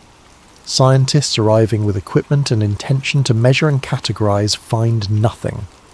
Casual observers watching without expectation see vivid displays. If this is the case, official investigation would be futile. Authorities may have attempted serious study, achieved no results, and quietly concluded that resources are better spent elsewhere. The lack of public investigation is not conspiracy, but pragmatic acceptance that the phenomenon cannot be studied using conventional methods. Supporting this interpretation are the numerous scientific studies that yielded inconclusive results, that gathered some data but could not develop comprehensive explanations, that captured phenomena on some nights but not others, with no clear pattern determining success or failure. Whatever the true explanation for the lack of official investigation, the result is the same. The Marfa lights continue to appear. People continue to watch. No official explanation is forthcoming, and the mystery persists, neither embraced nor debunked, quietly tolerated by authorities who either know more than they say or know less than they should. The silence itself becomes evidence, though of what remains unclear. Are we being protected from knowledge we cannot handle? Are we being kept ignorant of classified programs? Are we being allowed to enjoy a mystery that has economic value? Or are we simply witnessing the indifference of bureaucratic systems that see no compelling reason to investigate lights in the desert? The answer likely involves all of these factors in different proportions, but the pattern is undeniable. For over a century, mysterious lights have appeared in the West Texas desert. Thousands of witnesses have observed them, multiple scientific studies have documented them, and official authorities have done essentially nothing in response. That inaction, that studied indifference, that careful maintenance of ambiguity without commitment may tell us more about the nature of the phenomenon than any investigation ever could. Epilogue. The desert still watches. Back on clear nights, people still gather along the viewing area south of Marfa, at the place where generations before them have stood watching the desert, waiting for lights that may or may not appear. They bring folding chairs and blankets, thermoses of coffee against the desert cold, cameras and phones hoping to capture something that has resisted documentation for over a century. They park their cars facing south, toward the mountains that form a jagged horizon in the distance. They wait as darkness falls completely, as the stars emerge in their thousands, as the Milky Way arches overhead in a display that would have been commonplace a century ago, but is now rare enough that many visitors see it for the first time here. And they watch. Sometimes the lights appear. Soft orbs of luminescence rise from the darkness, yellow, orange or white, glowing steadily at first, then beginning to move. They drift horizontally across the desert floor or rise vertically into the air. They split into multiple sources that maintain formation for minutes at a time before merging back together. They perform their ancient dance, the same dance witnessed by Robert Reed Ellison in 1883, the same dance described by railroad workers and ranchers, and sheriff's deputies and teachers across more than a century of history. Witnesses watch in silence, or in whispered conversation. Some feel wonder, some feel unease, many feel both. They capture shaky videos on their phones, knowing even as they do that the videos will show lights but will convey nothing of the experience of watching them, of feeling the desert cold and the immense silence and the peculiar sensation that something beyond normal understanding is occurring just beyond reach. Sometimes nothing appears. The desert remains dark and still, showing only the distant lights of ranches and the occasional vehicle far away on Highway 67. People wait for hours, scanning the horizon with binoculars and hope, until eventually they pack up and leave, wondering if they will ever see what others have seen, wondering if the lights choose who witnesses them and who does not. The Marfa lights do not care whether they are witnessed or not. They do not perform on demand. They are not entertainment or confirmation or revelation. They appear when conditions are right, or when they choose to, or when the universe aligns in ways we do not understand. They exist independent of human observation, indifferent to human theories, unmoved by human curiosity or frustration. Robert Reed Ellison saw the lights in 1883, riding alone in a darkness more complete than most people today will ever experience. He saw something that troubled him enough that he remembered it for the rest of his life, something that made him question what he thought he knew about the world. People are seeing them tonight, watching from the viewing area or from back roads, witnesses to the same phenomenon that has played out across 3 centuries. And unless something fundamental changes, people will see them decades from now, long after we're gone. The lights remain, the questions remain, and the desert watches back, holding its secrets beneath a sky that knows far more than it will ever tell. Scientists have proposed theories, conspiracy theorists have offered interpretations, authorities have maintained their silence. But the lights themselves continue, neither confirmed nor denied, neither fully explained nor completely mysterious. They occupy a space between the known and the unknown, between the natural and the inexplicable, between what science tells us is possible and what our eyes insist we have seen. Perhaps that is where they belong.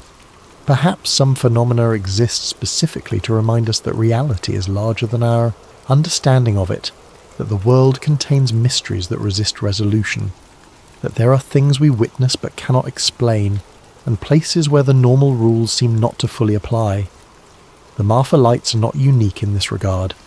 Similar phenomena occur in other places, other lights in other deserts and mountains and valleys, other locations where witnesses describe experiences that match no available explanation.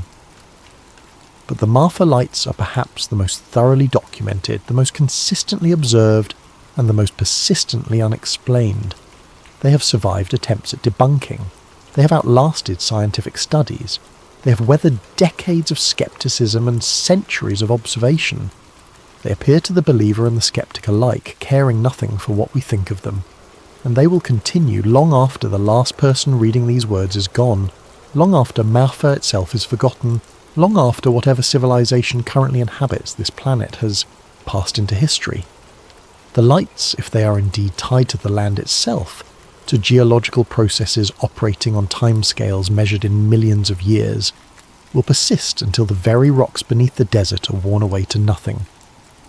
That is the final unsettling truth about the Marfa lights. They are not a mystery we will solve. They are not a phenomenon we will explain away or definitively prove. They are a permanent reminder that despite all our technology and all our scientific advancement, despite our instruments and our theories and our absolute confidence in our ability to understand the natural world, some things remain beyond us. The lights are still there, the desert still watches, and somewhere between the mountains and the stars, between the known and the unknown, between what we can explain and what we can only witness, the Marfa lights continue their dance, exactly as they have for longer than anyone knows, exactly as they will for longer than anyone can imagine. Thank you for listening.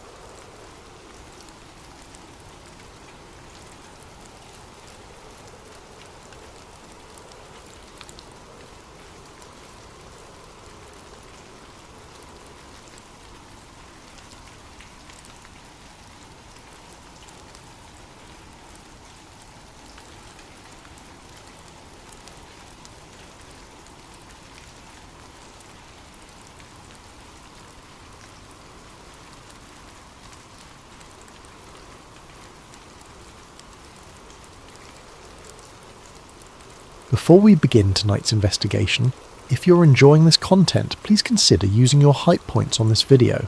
It truly helps the channel grow more than you could possibly know, and we're incredibly grateful for your support. Also, if you'd like, drop a comment letting us know what time it is where you are and where in the world you're listening from. We absolutely love seeing where everyone is tuning in from across the globe. Now let's dive into tonight's story. A massive thank you to Know Thyself for suggesting tonight's investigation. This one goes deep. Project Bluebeam. The activation file. There are conspiracy theories, and then there are conspiracy theories built on foundations so solid, so verifiable, that calling them theories starts to feel uncomfortable. What you're about to hear isn't fiction dressed up as fact. It's fact dressed up as something we desperately want to remain fiction. In January of the year following the most divisive election in modern American history, a reporter in Montreal opened a box that had been sitting in a storage unit for 20 years. Inside that box was evidence of a program that, according to official records, never existed.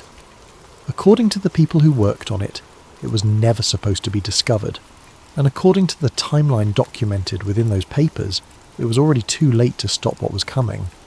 This is the story of Project Bluebeam, not the internet legend, not the wild speculation, the documented version, the one with names, dates, programs and technology that all check out when you start pulling the threads, the one that makes you wonder why we were ever allowed to know about it at all. Part 1. The file that shouldn't exist. Daniel Rousseau wasn't looking for a conspiracy when he inherited the box. He was a local news reporter for a small independent paper in Montreal, the kind of journalist who covered city council meetings and restaurant openings. At 38 years old, he'd long ago abandoned the idealistic dreams of investigative journalism that had driven him in his 20s. He paid his bills, wrote his assigned stories, and went home to his apartment overlooking Rue Saint-Denis. His Aunt Claire had passed away in late December, just after Christmas. She'd been his favourite relative growing up, a librarian with an endless curiosity about the world and a habit of collecting things. Books, mostly, but also letters, documents, photographs. Her apartment had been a museum of other people's lives, carefully catalogued and preserved. The estate lawyer had called Daniel on a cold January morning.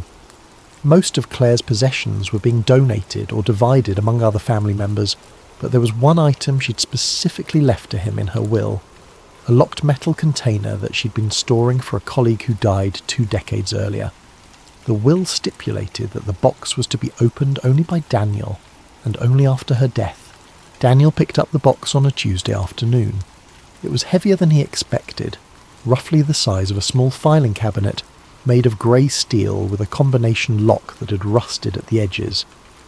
The lawyer handed him an envelope containing the combination, written in his aunt's precise handwriting. He brought it home in the back of his car, struggling to carry it up 3 flights of stairs to his apartment. He set it on his kitchen table and stared at it for a long time before opening the envelope. The combination was simple, 4 numbers, each representing a year. He spun the dial carefully, feeling the mechanism click into place.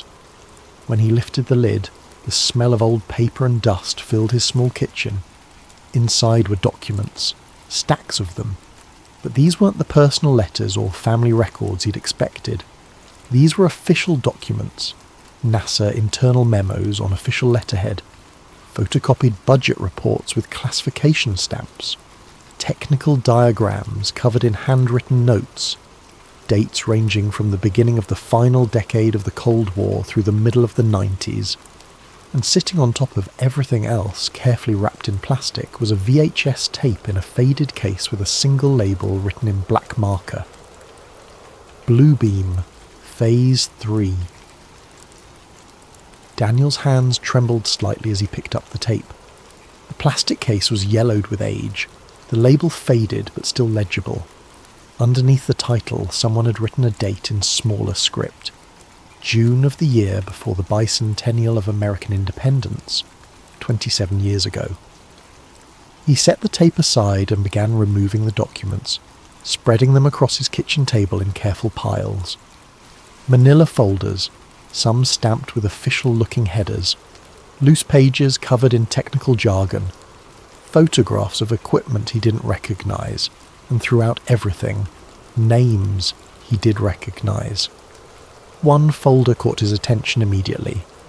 The tab read, SDI Star Wars, Atmospheric Projection Division, SDI, Strategic Defense Initiative, Ronald Reagan's space-based missile defense program.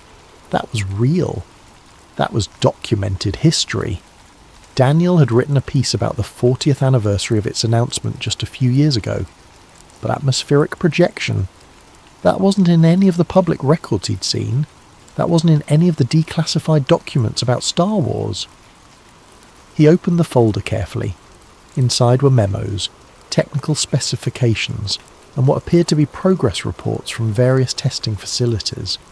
White Sands Missile Range, Kirtland Air Force Base, even a facility in Alaska he'd never heard of. Then he found the note. It was paper-clipped to a faded photocopy of what looked like a satellite trajectory chart. The paper was lined, torn from a notebook, covered in the same handwriting as the tape label. If this reaches you, Phase 1 has already begun. They've spent 30 years perfecting the technology, another 20, integrating it into the infrastructure. By the time you read this, the sky itself will be a weapon, and nobody will know the difference between what's real and what's projected. I tried to warn them. They made sure nobody listened. Don't make the same mistake. Document everything, verify everything, and understand that exposure doesn't stop this. It only confirms that the program has moved beyond the point where exposure matters. SM. The initials at the bottom made Daniel's stomach tighten. SM. He pulled out his laptop and searched for the name he suspected. Within seconds he had confirmation. Serge Monast, investigative journalist, born in Quebec, died in his Montreal apartment in December of the year the Olympic Games came to Atlanta. Cause of death, heart attack. Age, 46. No autopsy was performed at the request of his family, but that wasn't what made Daniel's hands shake as he read the Wikipedia entry. It was what Monast had been investigating before his death. In the mid-90s, Monast had published a series of explosive claims about a NASA-led psychological operation designed to establish a new world order through the use of advanced holographic technology. He called it Project Bluebeam. He claimed it had 4 phases: the breakdown of archaeological knowledge, a global show of holograms to simulate religious events, telepathic electronic two-way communication, and universal supernatural manifestations using electronic means. The claims were dismissed immediately. Labelled paranoid, conspiracy theorist drivel, Monas was mocked in the press, his credibility destroyed. Some articles suggested he'd had a mental breakdown. Others implied he was a grifter trying to sell books. Then he died. Suddenly. Unexpectedly. At 46 years old. And his research had ended up in Claire's storage locker, locked away for 20 years, waiting for someone to open it. Daniel looked at the documents spread across his table. The official letterhead, the classification stamps, the technical diagrams. This wasn't the work of a madman. This was evidence of something real. He made a pot of coffee. He called in sick to work. He turned off his phone. And he started reading. The first memo was dated July of the year the Berlin Wall still stood. It was addressed to someone whose name had been redacted, from someone else whose name had also been blacked out. But the subject line was clear. Feasibility assessment. Large-scale atmospheric visual projection for strategic deception operations. The memo was dense with technical language, but the core concept was simple. Using lasers, satellite arrays, and atmospheric manipulation to create visual phenomena in the sky that could be seen by large populations. The applications listed were all defensive, creating false missile trails to confuse enemy tracking systems, generating decoy aircraft to waste enemy ammunition, projecting images of military assets in locations where none existed. But buried in the third paragraph was a line that made Daniel stop. Secondary applications in domestic psychological operations remain theoretical, but promising. Initial simulations suggest population response to unexplained aerial phenomena follows predictable patterns that could be leveraged for narrative control and social conditioning. Daniel read it 3 times. Narrative control, social conditioning. Those weren't military terms. Those were intelligence terms, psychological operations terms. He kept reading. The next document was a budget allocation from the year the Challenger exploded. It showed funding for something called the Theoretical Event Projection Unit within NASA. The budget was modest, only a few million, but it was designated for advanced research in atmospheric manipulation and large-scale visual stimulation technologies. Then came a technical report from White Sands Missile Range, dated June of that same year. The report detailed a successful test of ground-based coherent light projection, creating a visual image in the sky that was visible from 15 miles away. The image had lasted for approximately 3 minutes before dispersing. Witnesses from nearby towns had reported seeing strange lights, but no official explanation had been provided. The report concluded with a recommendation. Technology shows significant promise for operational deployment. Recommend expanded testing with larger arrays and longer duration trials. Suggest coordination with ionospheric research programs for enhanced atmospheric effects. Ionospheric research programs. Daniel knew what that meant. He'd covered a story years ago about conspiracy theories surrounding HAARP, the high-frequency active auroral research program in Alaska. The official story was that HAARP studied the ionosphere for radio communications and surveillance purposes. The conspiracy theories claimed it was being used for weather control and mind manipulation. He pulled out his phone and searched for HAARP's founding date. Construction began in the early 90s. The facility became operational in the year Nirvana's lead singer died. The timing matched. Daniel found another document, this one from the year the Soviet Union dissolved. It was a memo discussing the involvement of outside consultants in the atmospheric projection research. 2 names were listed, Arthur C. Clarke, Richard Garwin. Daniel's heart rate increased. Those weren't random names. Those were giants in their fields.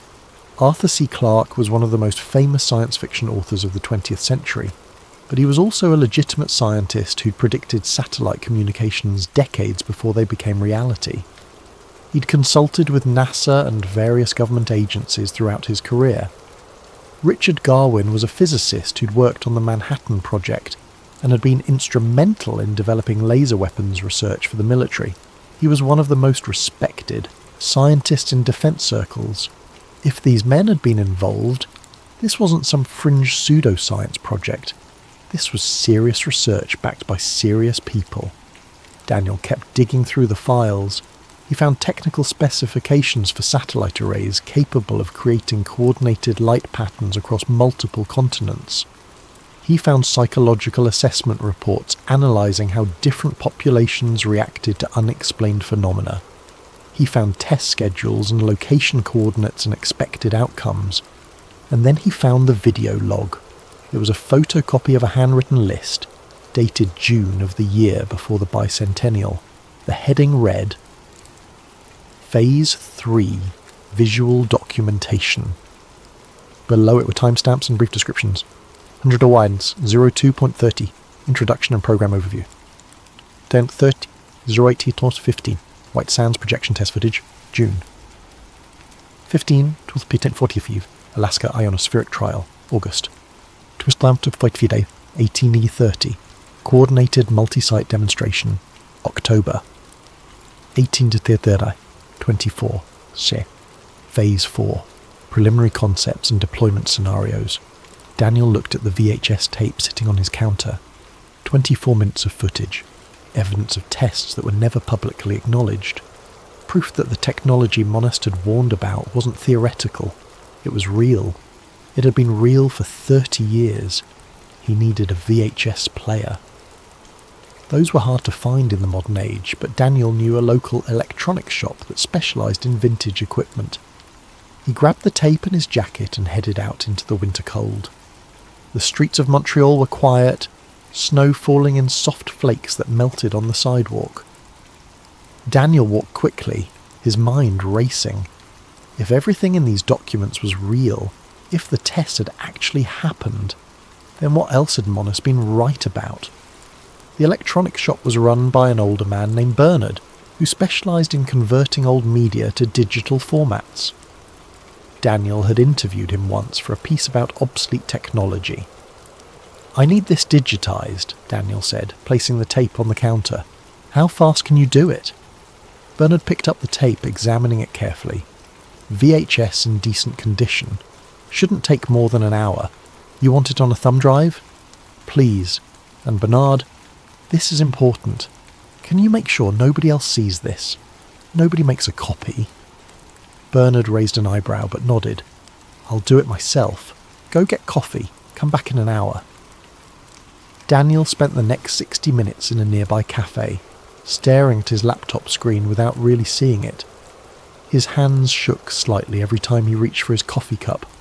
He kept thinking about Monast, about a 46-year-old man dying suddenly, just weeks after publishing his findings. About research that disappeared into storage for 2 decades. When he returned to the shop, Bernard handed him a thumb drive without comment. "Interesting footage," was all he said. Daniel thanked him and left quickly. He went straight home, locked his door, closed his blinds and plugged the drive into his laptop. The video began with static, then cleared to show a simple title card. Project Blue Beam, Phase 3 Documentation, Restricted Access. Then the static again, and then footage. The first segment showed what appeared to be a desert testing facility at night. White Sands, according to the timestamp.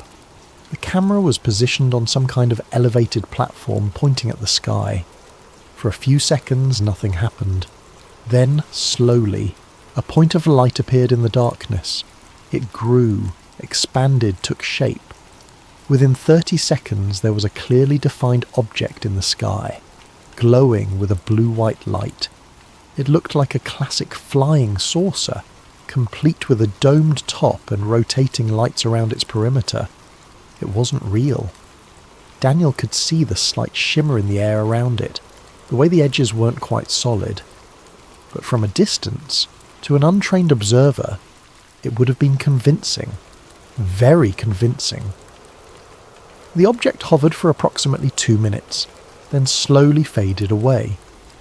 The next segment showed similar tests, each one more sophisticated than the last.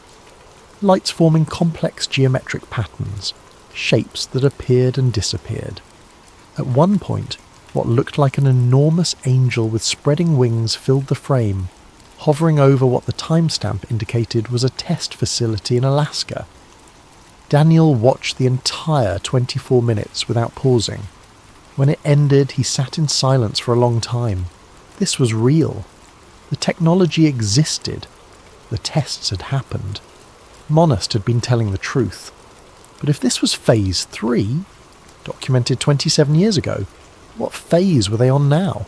And more importantly, why had this evidence survived at all? Why had it been allowed to sit in a storage locker for 2 decades, waiting to be found? Daniel looked at the final note Monast had left in the box. Exposure doesn't stop this. It only confirms that the program has moved beyond the point where exposure matters. He understood now. This wasn't a warning. This was a confirmation. If someone was finding this evidence, it meant the program was already complete. It meant whatever Bluebeam was designed to do, it was ready to happen. Or maybe it was already happening. Daniel opened a new document on his laptop and started typing. He was going to verify everything, every name, every date, every program. If this was real, the evidence would be in the public record, hidden in plain sight, waiting for someone to connect the dots.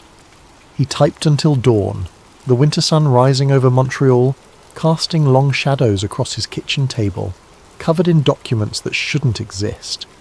Evidence of a conspiracy that had been dismissed as paranoid fantasy. Proof that sometimes the paranoid fantasies are just early warnings of truths too uncomfortable to acknowledge. Part 2. The foundation is real. The first thing Daniel did was verify everything he could. If this was a hoax, it would fall apart quickly.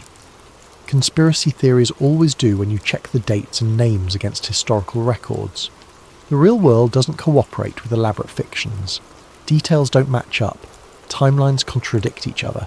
People who supposedly work together turn out to have never met. But these documents didn't fall apart. The more Daniel checked, the more solid they became. The timeline in Monast's files began in the summer of the year Psycho premiered in theatres, when NASA was officially founded as a civilian space agency. Daniel pulled up the National Aeronautics and Space Act, signed into law that July, creating NASA from the remnants of earlier military and civilian programs. On the surface, the whole operation was about beating the Soviets to the moon, about winning the space race, about demonstrating American technological superiority. But the memos in Daniel's possession suggested that from the very beginning, a subset of NASA engineers were tasked with something else entirely, something that had nothing to do with rockets or satellites or space exploration in the traditional sense. One memo, dated October of the year the Outer Space Treaty was signed, referenced a meeting between NASA officials and military intelligence officers about the potential use of high-orbit satellites for what the document called visual disruption and mass perception alteration. The meeting took place only months after the treaty banning weapons in space went into effect. The irony wasn't lost on Daniel. They were discussing how to weaponize space while signing treaties promising not to. The language in the memo was careful, clinical, full of the kind of bureaucratic, passive voice that makes atrocities sound like paperwork, but the intent was clear. Preliminary assessments indicate that space-based optical systems, when coordinated with ground-based projection arrays, could generate atmospheric phenomena visible to large population centres. Applications include strategic deception, enemy resource diversion, and domestic population response modelling.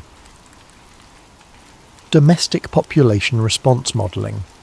Daniel had been a journalist long enough to know what that meant. It meant figuring out how to manipulate civilian populations. It meant psychological operations aimed at American citizens. He cross-referenced the memo's date with public NASA activities from that period. October of the year the treaty was signed, NASA was publicly focused on the Apollo program. The first manned mission to orbit the moon was still a year away. The agency was consumed with beating the Soviets, with proving that America could dominate space. But apparently some engineers were thinking about something else, about how the sky itself could become a tool. Daniel kept reading through the chronology. The next major document was dated the year Ronald Reagan was shot. That was when the president announced the Strategic Defense Initiative, a program to develop space-based defense systems capable of intercepting ballistic missiles. The public knew it as Star Wars, and most of the debate focused on whether laser weapons could actually shoot down Soviet nukes, whether the technology was feasible, whether it violated the various arms control treaties. But buried in the SDI documentation Daniel found in Monist files was a research branch that had received almost no public attention: advanced atmospheric manipulation and projection systems.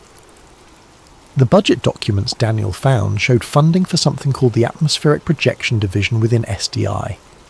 The initial allocation was modest, barely $3 million in the first year, but it grew steadily. By the time the year Challenger exploded rolled around, the division was receiving over $20 million annually. The justification in the budget documents was always defensive. The official line was that the technology would create decoy targets in the sky to confuse enemy missile guidance systems. If Soviet missiles couldn't tell the difference between a real American city and a projected image of one, they might waste their warheads on empty desert. It was plausible. It fit within the strategic thinking of the time. But as Daniel read deeper into the technical reports, he saw the truth hidden in the language. The same technology that could create a decoy city could create anything: a false army, a fake disaster, an alien spacecraft, a religious vision, anything at all, projected into the sky for millions to see. A memo from June of the year Challenger exploded, signed by Lieutenant General James Abrahamson, the actual director of the SDI program, detailed significant progress. Ground-based coherent light projection systems have exceeded initial performance expectations. Recent trials at White Sands Missile Range demonstrated sustained visual phenomena at ranges exceeding 20 kilometers. Image stability has improved markedly with the integration of atmospheric sensing equipment. Visual fidelity is sufficient to create convincing representations of aircraft, missiles, and other objects of interest. Recommend expansion of testing program to include larger arrays and coordination with upper atmospheric research initiatives. Daniel pulled up everything he could find on Lieutenant General James Abrahamson. The man was real. He'd run SDI from its inception through the late 80s. He'd been a 3-star general in the Air Force, an astronaut candidate, a respected figure in defense circles. After leaving military service, he'd worked in private aerospace companies. If Abrahamson had signed off on atmospheric projection research, it wasn't fringe science. It was serious military development.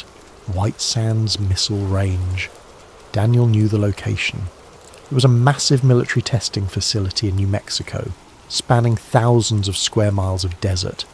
It had been used for weapons testing since before NASA existed.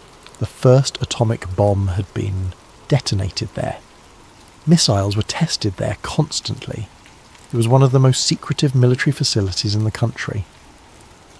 Daniel searched for any public mention of atmospheric projection tests at White Sands in June of the year Challenger exploded.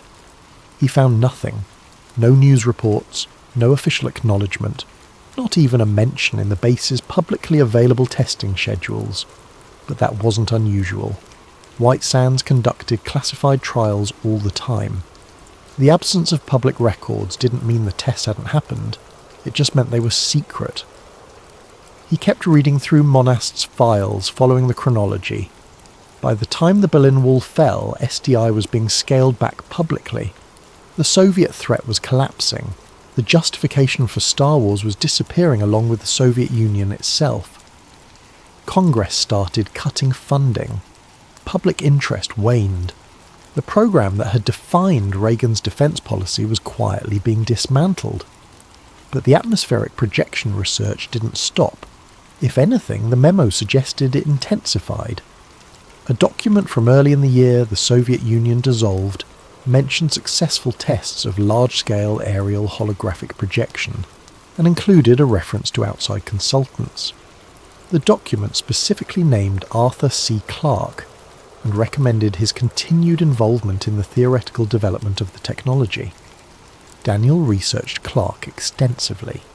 The man wasn't just a science fiction author, he was a visionary who'd predicted satellite communications in a technical paper written in the year World War II ended, decades before the first satellites were launched. He'd worked with NASA as a consultant. He'd been respected by military planners and scientists across the world, and according to these documents, he'd been helping develop technology to create mass hallucinations in the sky.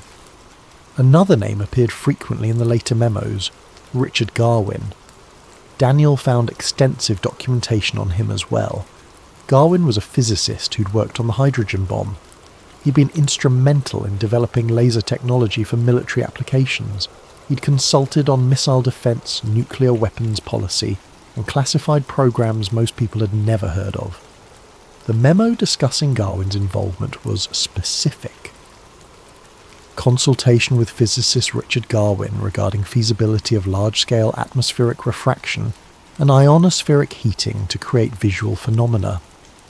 Garwin's preliminary assessment suggests that focused electromagnetic radiation at specific frequencies could induce visible effects in the upper atmosphere. Recommends coordination with high-frequency active auroral research program in Alaska for practical trials. Ionospheric heating, upper atmosphere, Alaska, HAARP. Daniel knew about HAARP. Every conspiracy theorist knew about HAARP. The high-frequency active auroral research program had been a favourite target of speculation for decades. The official story was simple. It was a research facility designed to study the ionosphere for communications and surveillance purposes. The facility used high-powered radio transmitters to heat small portions of the ionosphere and measure the effects. But conspiracy theorists had claimed for years that HAARP was really about weather control, mind manipulation, earthquake generation, and a dozen other nefarious purposes. The theories had been dismissed as nonsense by mainstream media and scientists. But here in Monast's documents was proof that HAARP was in fact connected to Blue Beam, that the ionospheric research being conducted in Alaska was being coordinated with atmospheric projection technology. Daniel pulled up the official timeline for HAARP. Construction began in the early 90s.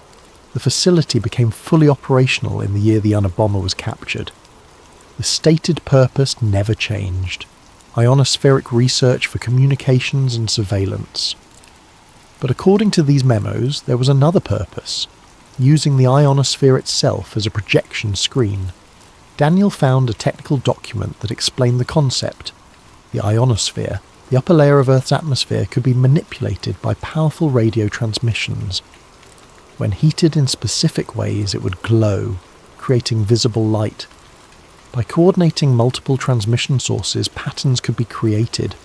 Images, shapes, objects that would appear to be floating in the sky but were actually just excited particles in the upper atmosphere. It was brilliant and terrifying. Because if you could make the ionosphere glow in controlled patterns, you could create almost anything. With enough coordination and enough power, you could fill the sky with images visible across entire continents. Then Daniel found the memo that made his hands shake. It was dated March of the year Kurt Cobain died. The author's name had been redacted, but the subject line was clear: Civilian Response Trial, Phoenix Metropolitan Area. The memo was brief. Per previous authorization, large-scale atmospheric projection trial scheduled for March of next year. Location: Phoenix, Arizona. Population approximately 2 million. Expected weather conditions: clear skies, minimal cloud cover. Projection array: coordinated ground-based and satellite systems. Target visual, large triangular formation moving at subsonic speeds. Expected result, mass sighting event with multiple independent witnesses and media coverage. Objective, assess civilian response patterns, media amplification factors, and official explanation acceptance rates. Daniel stopped breathing for a moment. Phoenix, March of the year after this memo. He knew exactly what that meant. He opened a new browser window and searched. Phoenix lights. The results filled his screen. March of the year the Hale-Bopp comet was visible, specifically the 13th day of that month. Thousands of people across Arizona reported seeing a massive V-shaped object in the sky, silent and enormous, drifting slowly over the city. The object was described as being massive, possibly larger than any aircraft ever built. Witnesses included pilots, police officers, government officials. Hundreds of videos were taken. The governor of Arizona initially mocked the incident, then years later admitted he'd seen it too and couldn't explain it. It became one of the most famous mass UFO sightings in history. Books were written about it. Television shows investigated it. Researchers spent decades trying to understand what thousands of people had seen that night. The military's explanation was flares. They claimed it was illumination flares dropped during a training exercise at the Barry Goldwater Range southwest of Phoenix. But according to the memo in front of Daniel, it had been scheduled 3 years in advance. It had been a test, a trial run of mass projection technology, an experiment to see how a population would react to an unexplained phenomenon in the sky. And it had worked perfectly. People had seen what they'd been shown. They'd reacted predictably. The media had covered it extensively. And the official explanation, however implausible, had been accepted by most people. The memo even had a follow-up assessment, dated 2 months after the Phoenix event. Phoenix trial exceeded expectations. Media coverage sustained for over 72 hours. Official explanation accepted by approximately 60% of population, despite significant logical inconsistencies, remaining 40% divided between extraterrestrial hypothesis and general skepticism. No witnesses connected phenomenon to projection technology. Recommend expanded trials in international locations with varied cultural backgrounds. Daniel leaned back in his chair, staring at the ceiling of his apartment. This changed everything. The Phoenix lights weren't a UFO sighting. They weren't flares.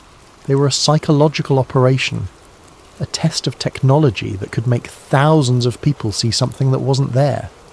And if they could do that in the late 90s, what could they do now, 25 years later, with advances in computer technology, satellite systems, and understanding of human psychology? He kept digging through the documents, creating spreadsheets, building timelines, verifying every name and date he could. The pattern was undeniable. Every piece fit, every name checked out, every program was real. This wasn't a conspiracy theory. This was a conspiracy fact. And according to Monast's final note, the program had been ready to go operational before the journalist died. That was more than 20 years ago. If it was ready then, what had they been doing in the decades since? Daniel needed to find people who'd been involved. People who could confirm these documents were real. People who could tell him what had happened to the program after Monast died. He started making a list of people to contact. Former NASA engineers, retired military personnel, anyone who might have worked on SDI or atmospheric research programs in the 80s and 90s. It was time to find out just how deep this went. Part 3. The People Who Knew. Finding Jacques Letourneau took Daniel 3 days of research and phone calls. The man had worked with Serge Monast in the early 90s, co-authoring several investigative pieces about government surveillance and the erosion of privacy rights. After Monast's death, Letourneau had largely disappeared from journalism, retiring to a small town outside Quebec City. Daniel finally tracked him down through an old journalism directory and a series of increasingly specific Google searches. When he called the number he'd found, an older man answered on the fourth ring. Jacques Le Tourneau? Daniel asked in French. There was a long pause. Who's asking? My name is Daniel Rousseau. I'm a reporter in Montreal. I recently inherited some materials that belong to Serge Monast. I was hoping we could talk about them. The silence on the other end lasted so long Daniel thought the man had hung up. Then, I wondered when someone would finally open that box. They arranged to meet at a diner off the highway between Montreal and Quebec City. Neutral ground, public enough to be safe, quiet enough to talk. Daniel arrived early, ordering coffee and taking a booth near the back with a clear view of the entrance. The diner was the kind of place that probably hadn't changed its decor since the 80s. Worn vinyl seats, formica tables, menus printed on laminated paper. A handful of truckers sat at the counter drinking coffee and eating eggs. Le Tourneau arrived exactly on time. Daniel recognised him from an old photo he'd found online, though the man had aged considerably. He was in his 70s now, thin and grey, with the cautious eyes of someone who'd spent a lifetime asking dangerous questions and learning to be careful about the answers. He slid into the booth across from Daniel without offering his hand. You have the files, he said. It wasn't a question. I do. Did you know my aunt was storing them? Claire Rousseau. Yes, I knew. Serge gave them to her a week before he died. Told her someone would come asking eventually. Le Tourneau ordered coffee from a waitress who looked like she'd been working there since the restaurant opened. You've read them? Most of them, and I watched the tape. Le Tourneau's expression didn't change, but something in his eyes shifted. Then you know what he found. I know what the documents say. I want to know if it's real. The old journalist stirred sugar into his coffee with deliberate slowness, his eyes scanning the diner. When he spoke, his voice was barely above a whisper. Sergei wasn't crazy. I know that's what everyone thought. The media painted him as paranoid, delusional, a conspiracy theorist who'd lost his grip on reality. But I worked with him for years. I knew him, and I knew when he found something real. What did he find? Access. That's what it came down to. In the early 90s, Serge was working on a piece about satellite communication security. He had a source at a telecommunications company that handled uplinks for various government agencies, including NASA. The source showed him scheduling data, transmission protocols, satellite coordinates, normal stuff for a technical investigation. Le Tourneau paused to sip his coffee, but Serge noticed patterns, specific satellite arrays activating at specific times, transmitting on frequencies that didn't match their official specifications. And when he cross-referenced those activation times with unexplained aerial phenomena reports, they matched perfectly. Phoenix? Daniel asked. Among others. Phoenix was the most famous, but there were dozens of smaller incidents. Lights over Norway, strange clouds over China, geometric patterns over Australia. Every time the satellite arrays had been active hours beforehand, warming up, calibrating, Serge realised what he was looking at. NASA wasn't just studying these phenomena, they were creating them. Why? Le Tourneau shrugged, but his eyes were hard. Control, testing, preparation. Serge believed they were perfecting the technology for something bigger. He found references in some internal documents to a program called Blue Beam. The details were sparse, but the implication was clear. They were going to stage something massive, something that would convince people that their entire understanding of reality needed to change. A fake alien invasion? That was one theory. Serge also thought they might stage religious events, apparitions of religious figures appearing in the sky. Depending on the region, different figures. Jesus in Christian countries, the Mahdi in Muslim regions, various others adapted to local beliefs. The goal would be to create a global spiritual crisis that could be managed, guided toward unified thinking, toward acceptance of global governance. Daniel felt cold despite the warm diner. Did he have proof? He had documents, some of what you have now. memos, budget reports, technical specifications. But when he tried to publish, everything went wrong. His main source disappeared, his editor killed the story, and then the authorities started harassing him. What kind of harassment? His partner was arrested on false charges. Tax fraud, they claimed, though the evidence was fabricated. Serge's bank accounts were frozen pending an investigation that never materialised. His phone was tapped. His apartment was broken into, though nothing was stolen, just searched. They were sending a message. They wanted him to know he was being watched. And then he died. Letourneau nodded slowly. Heart attack. Sudden. Fatal. At 46 years old with no prior heart problems. I was one of the last people to talk to him. 2 days before he died, he called me, said he'd secured the documents, given them to someone he trusted to keep them safe, said if anything happened to him, someone would find them eventually. Did you believe him? About Blue Beam? The old man was quiet for a long time, staring into his coffee cup. At first, I thought he was paranoid, reading too much into coincidences, connecting dots that weren't really there. But after he died, I started looking into it myself, quietly, carefully. And you know what I found? What? Everything checked out. The programs were real. The technology existed. The test had happened. Every verifiable claim Serge made was accurate. It wasn't paranoia. It was investigative journalism. He'd found something true, and it got him killed. You think he was murdered? I think a 46-year-old man in good health doesn't just die of a heart attack weeks after publishing findings that embarrass powerful government agencies. I think technology exists to induce heart attacks remotely. I think Serge knew too much and wouldn't stop talking about it. Draw your own conclusions. Daniel pulled out his laptop and showed Letourneau some of the documents he'd scanned. The old journalist examined them carefully, his expression growing more troubled with each page. These are the originals, he said finally. I recognise some of them. Serge showed them to me before everything fell apart. He looked up at Daniel. You need to be very careful with these.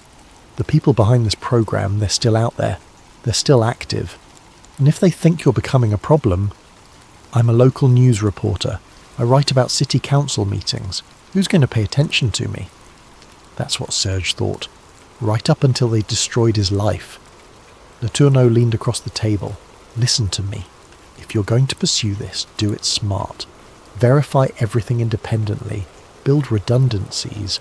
Make sure the information exists in multiple places. And understand that publishing might not stop anything.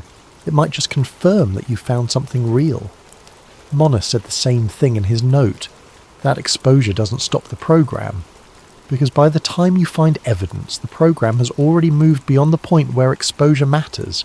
They're confident enough to let the evidence exist. That should tell you something. They talked for another hour. Letourneau provided names of other people who might be willing to talk. Former colleagues of Monast, researchers who'd looked into similar phenomena, people who'd worked in aerospace or defence and had seen things that didn't quite add up. When they finally parted, Letourneau grasped Daniel's arm at the door. One more thing, he said quietly. Serge died in December, right before Christmas.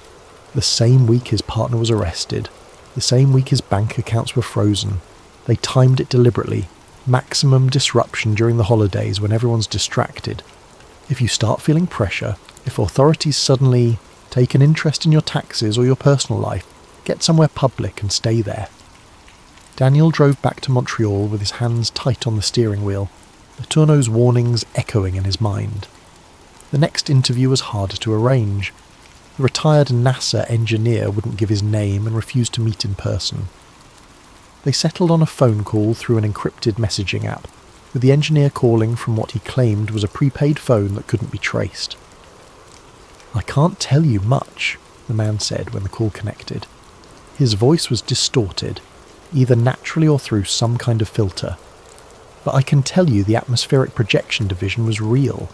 It wasn't a big program, maybe 20 people at its peak, but the technology worked. How well did it work? Well enough. We could create images in the sky using intersecting laser arrays and ionospheric manipulation. Nothing huge at first, nothing solid, but enough to make people look up and wonder.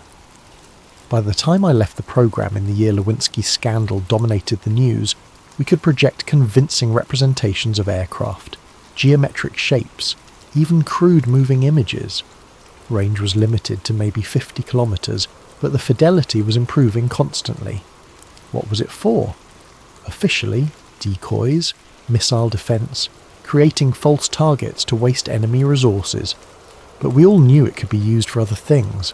Psychological operations, mass deception, making people see things that weren't there, making them question what was real. Why did you leave? The engineer was quiet for a moment. Because I realised where it was heading.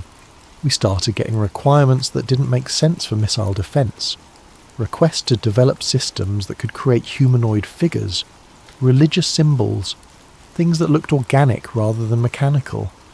That's when I knew this wasn't about defence anymore. It was about something else, something I didn't want to be part of. What happened to the program after you left? I don't know for certain, but I kept track of funding through people I stayed in contact with. After SDI was officially ended, the atmospheric projection research went deep black. Classified above top secret, budgets became impossible to track, but the money was still flowing. That tells you the program didn't stop, it just went invisible. Do you think it's still active? I think technology like that doesn't just disappear, I think it gets better. I think whatever they were developing in the 90s, they've perfected by now. And I think if they ever decide to use it at full scale... The engineer trailed off. What? Most people won't be able to tell the difference between what's real and what's projected. That's the whole point. That's what we were building toward. A system so sophisticated, so convincing, that consensus reality itself becomes negotiable. The call ended shortly after. Daniel sat in his apartment staring at his notes. The third interview came through an unexpected channel. Daniel had reached out to several retired Air Force personnel who'd been stationed at classified research facilities in the 90s.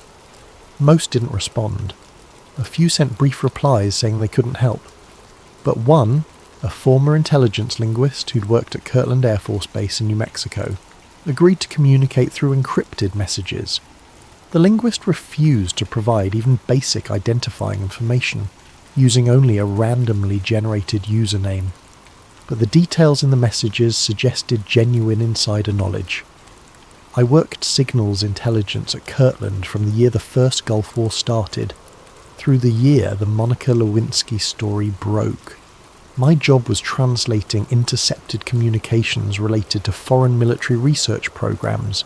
Specifically, we were tracking Soviet and Chinese attempts to develop atmospheric manipulation technologies similar to what we were working on.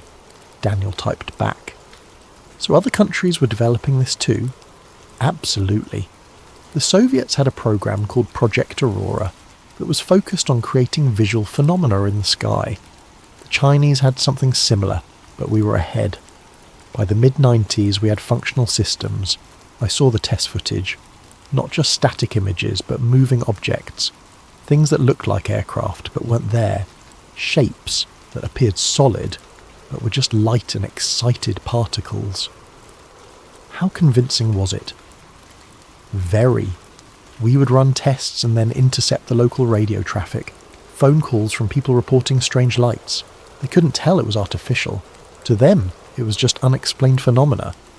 We even had a few instances where local news picked up the stories. Of course, official explanations were always provided. Weather balloons, atmospheric conditions, military exercises, whatever would make people stop asking questions. What happened to the program after the Cold War ended? It evolved. That's the thing people don't understand. When the Soviet Union collapsed, the justification for these programs didn't disappear. It just changed. Instead of defending against external enemies, the focus shifted to domestic applications, managing perception, controlling narratives. The technology we developed for strategic deception in warfare became a tool for information warfare at home. You're saying they turned it on American citizens. I'm saying the capability exists. Whether it's been deployed at scale, I can't confirm, but I can tell you that by the time I left the service, there was extensive discussion about using these systems for what they called narrative reinforcement operations, creating visual phenomena that would support specific policy goals or diplomatic initiatives, like staging a crisis or staging a solution. Imagine if a major international problem was emerging, something that required unprecedented cooperation or changes to existing power structures. Now imagine if a visual phenomenon appeared in the sky, something that seemed to confirm the narrative being pushed by authorities, something that made people more willing to accept radical changes because they'd seen evidence with their own eyes. That's terrifying. That's the world we live in. The technology exists, the infrastructure is in place.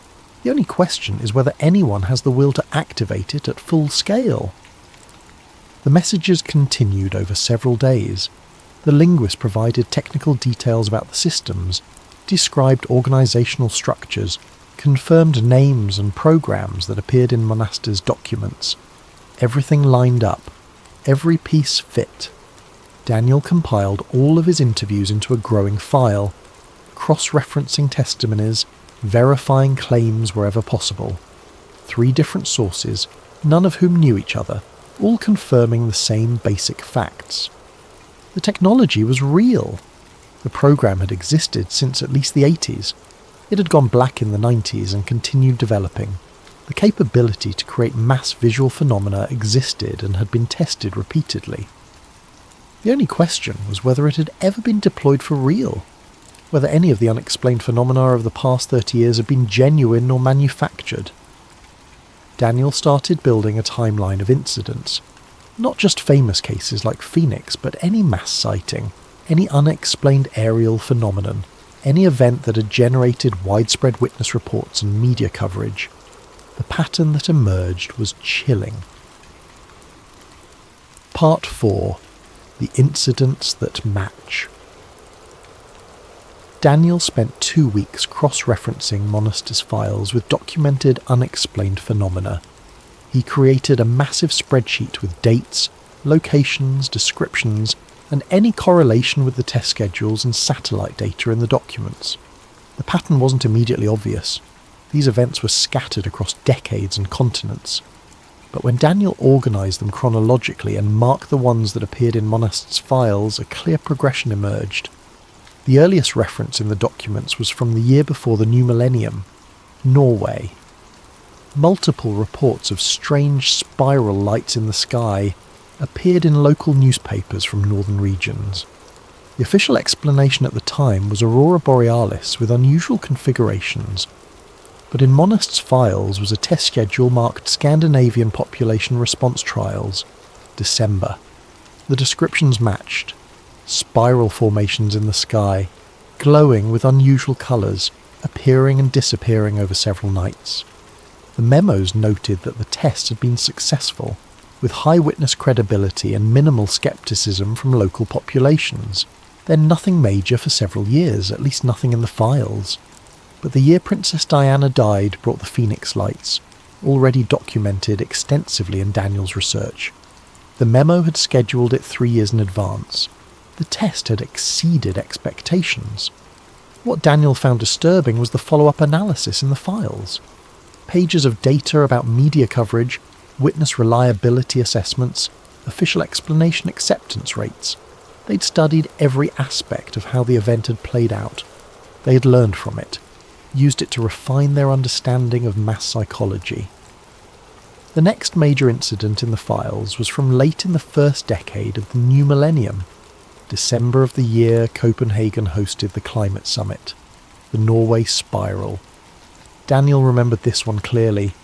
It had been all over the news at the time. A massive blue and white spiral appeared in the sky over northern Norway, visible for hundreds of kilometres.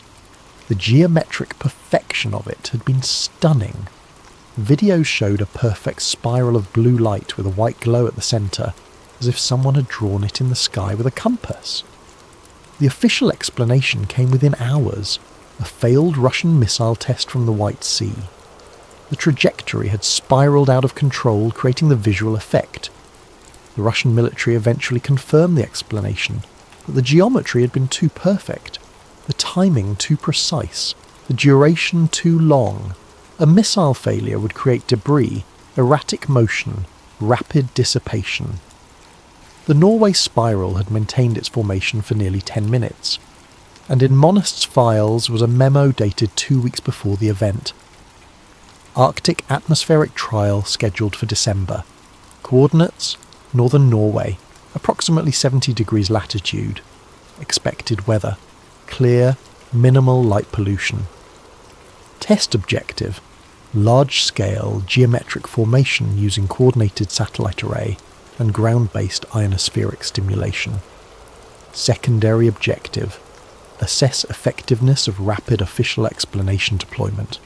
Cover story: Russian missile malfunction. The cover story had been prepared in advance. They'd coordinated with Russian authorities, or at least created a plausible scenario that Russia could confirm. The spiral wasn't a missile failure, it was a test, and the official explanation had worked exactly as designed. Daniel found witness accounts from the Norway spiral. Thousands of people had seen it, photographed it, filmed it, and most of them had accepted the missile explanation without question, even though the physics didn't quite make sense. That was the genius of it. Provide an official explanation quickly, even if it's not entirely logical, and most people will accept it rather than entertain more disturbing possibilities. The timeline continued. October of a year in the middle of the current decade. Shanghai, China. Thousands of people reported seeing what appeared to be a floating city in the clouds, a massive mirage of skyscrapers hovering above the real skyline. Videos went viral on social media. News stations covered it as a fascinating meteorological phenomenon. Meteorologists called it a fata morgana, a complex form of superior mirage that can make distant objects appear to float in the air. The explanation was technically plausible.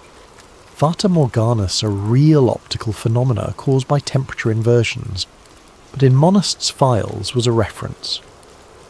East Asia Urban Projection Sample, October. Test parameters: dense urban environment, high population density, extensive social media penetration. Objective: assess viral information spread in digitally connected population.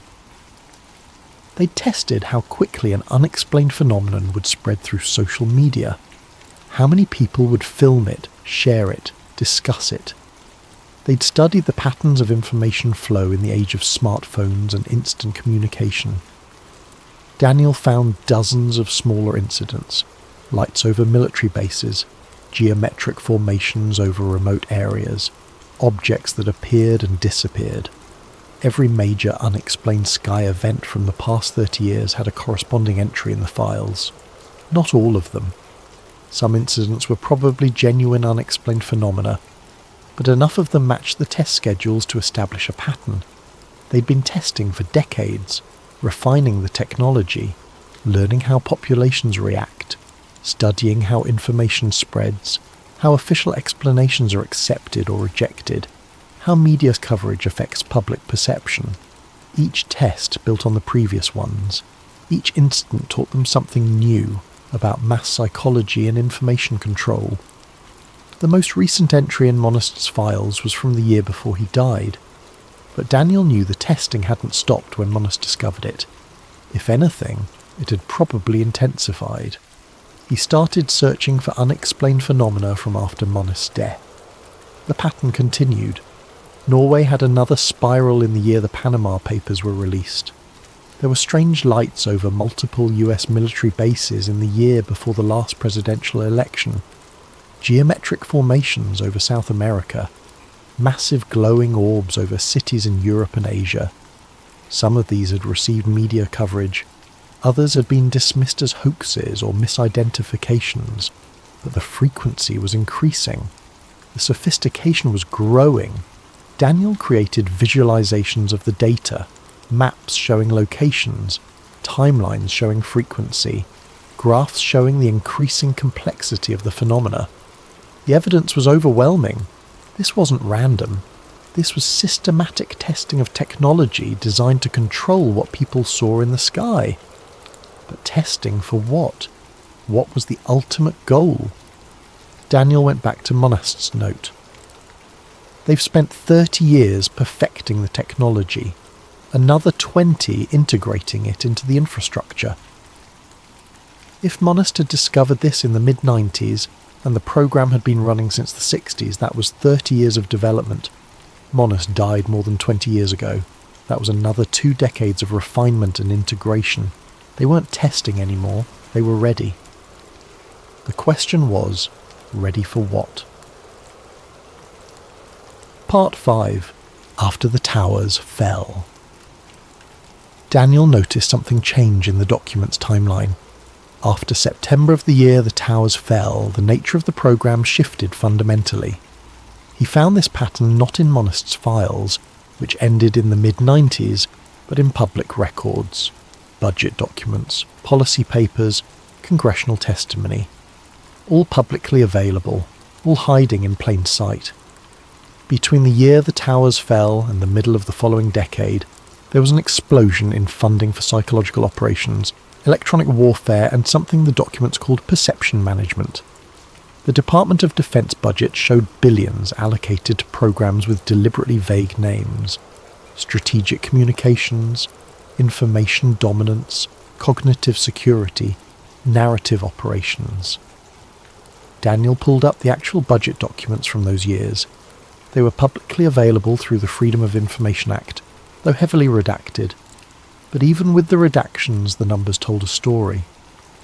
In the year before the towers fell, spending on psychological operations across all military branches totaled roughly 300 million.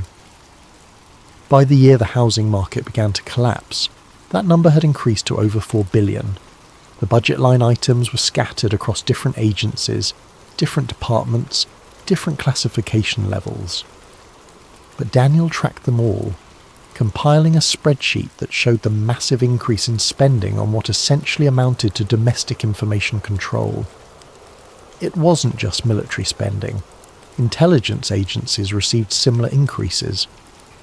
The Department of Homeland Security, created in the aftermath of the attacks, had entire divisions dedicated to countering disinformation and information security that were really about shaping public perception of threats and government responses.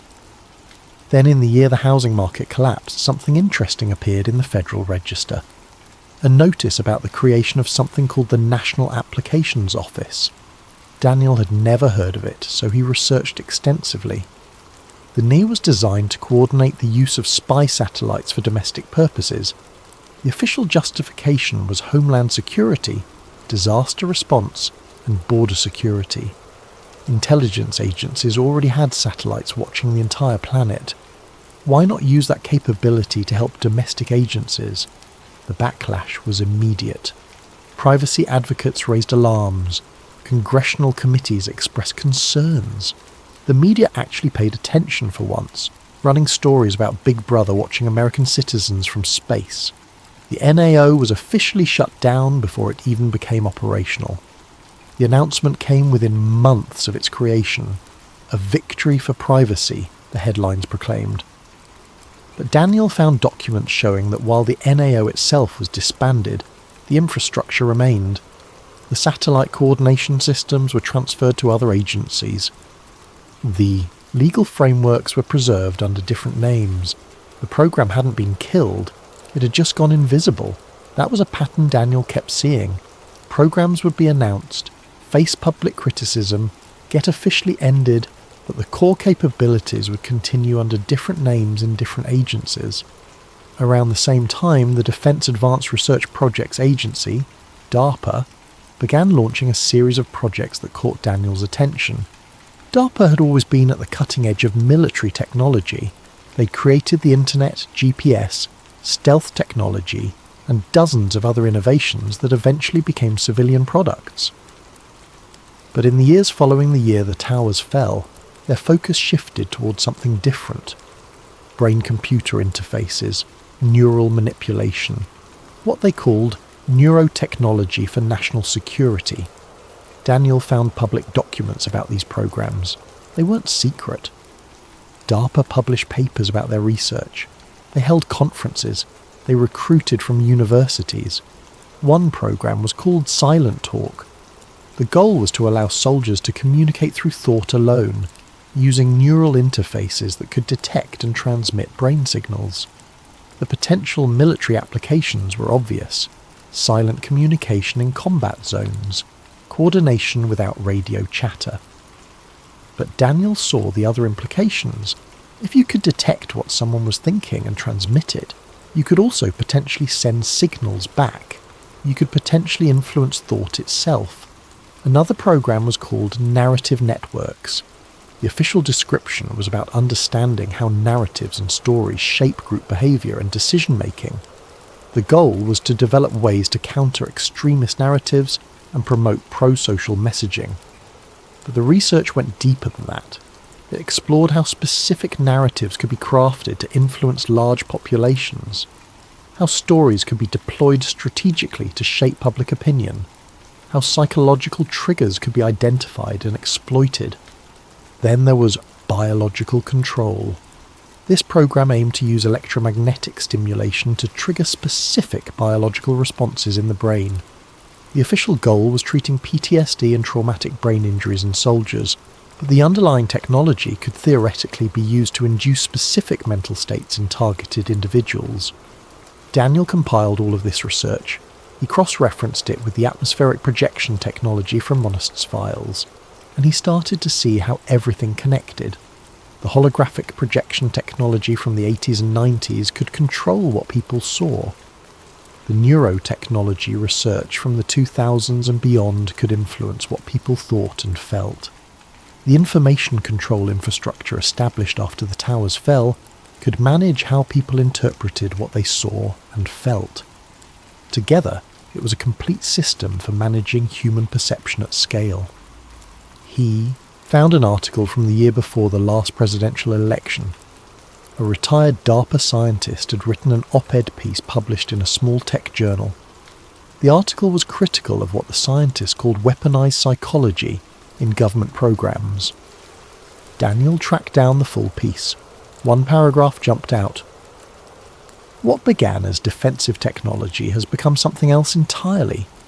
We told ourselves we were developing tools to counter foreign propaganda, to protect soldiers from psychological warfare, to help citizens distinguish truth from disinformation. But we've built something more powerful and more dangerous. We've created the ability to shape consensus reality itself, to make people see what we want them to see, believe what we want them to believe, feel what we want them to feel. And we've done it all in the name of national security. Daniel tried to contact the scientist. The email bounced back. The phone number was disconnected. A search for the scientist's name revealed that he died 2 years after publishing the article. Heart attack, age 63, another heart attack, another inconvenient death.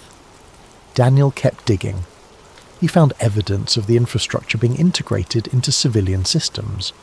Social media companies working with intelligence agencies to develop disinformation detection algorithms that could also be used to suppress information. Telecommunications companies installing hardware that allowed monitoring and potentially manipulation of communications. Smart city initiatives that created surveillance networks capable of tracking entire populations. None of it was hidden. It was all public information, just scattered across thousands of different sources, buried in technical documents and budget reports and policy papers that nobody read. The infrastructure for total information control had been built in plain sight. And then Daniel found the leaked email. It was posted on a fringe forum dedicated to tracking government surveillance programs. The poster claimed to have received it from a friend who worked in cybersecurity consulting for defense contractors. The email was allegedly from a retired DARPA scientist to a former colleague, dated the year after the pandemic began. Daniel verified what he could. The email header data suggested it was genuine, though it could have been forged. The scientist's name checked out. He'd worked on several neurotechnology programs in the 2000s, but confirming the content was impossible. The email was brief. I saw your piece in the Journal of Defense Technology. Good work documenting the network architecture, but you're still thinking too small. Project Bluebeam was never cancelled. It was upgraded. The holographic projection was only ever part of it.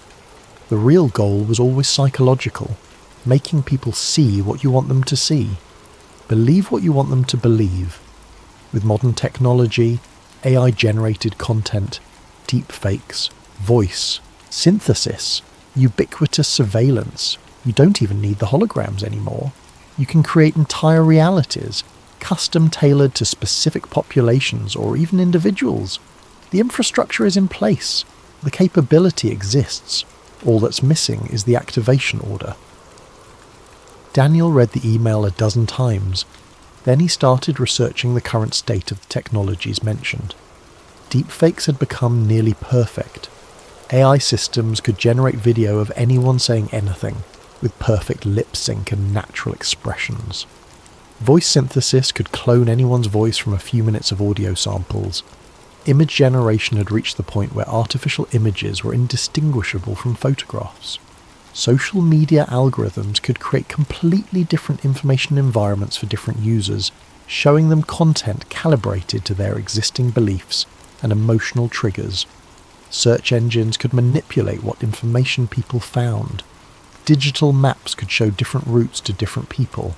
Weather apps could display different forecasts. Reality itself had become customizable, not through holograms in the sky, but through the screens everyone carried in their pockets. The atmospheric projection technology wasn't obsolete. It was just one tool in a much larger toolkit. Daniel thought about the implications. If you could control what people saw on their screens and in the sky, if you could influence what they thought and felt through targeted content and electromagnetic stimulation, if you could manage what information they had access to and what explanations they would accept for unexplained events, you could shape reality itself, not physical reality, but consensus reality, the shared understanding of what's true, what's important, what's happening in the world, and whoever controlled that controlled everything. Daniel's research was interrupted by a notification on his phone, an alert from his banking app.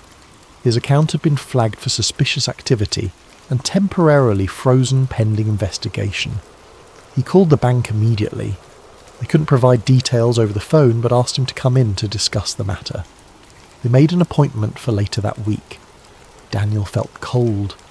He thought about Letourneau's warning, about what had happened to Monast. He backed up everything immediately, uploaded copies of all his research to multiple cloud services, sent encrypted copies to several journalist friends with instructions not to open them unless something happened to him, made physical backups on USB drives that he hid in different locations. He wasn't paranoid, he was being careful, because he was starting to understand that Monast had been right about all of it, and people who were right about this kind of thing tended to have unfortunate accidents. Part 6. The Hidden Division. Daniel filed his Freedom of Information Act request with NASA in March. He wasn't expecting much. FOA requests to government agencies typically returned either heavily redacted documents or outright denials based on national security exemptions. But he had to try. He requested any and all documents related to the Atmospheric Projection Division within the Strategic Defense Initiative, the Theoretical Event Projection Unit, any programs or research related to large-scale atmospheric visual phenomena, budget documents for any programs related to ionospheric manipulation for projection purposes. He also requested, somewhat optimistically, any documents related to coordination between NASA and DARPA on perception management or psychological operations. The response came 3 months later. A thick envelope containing mostly redacted documents, and a letter explaining that much of the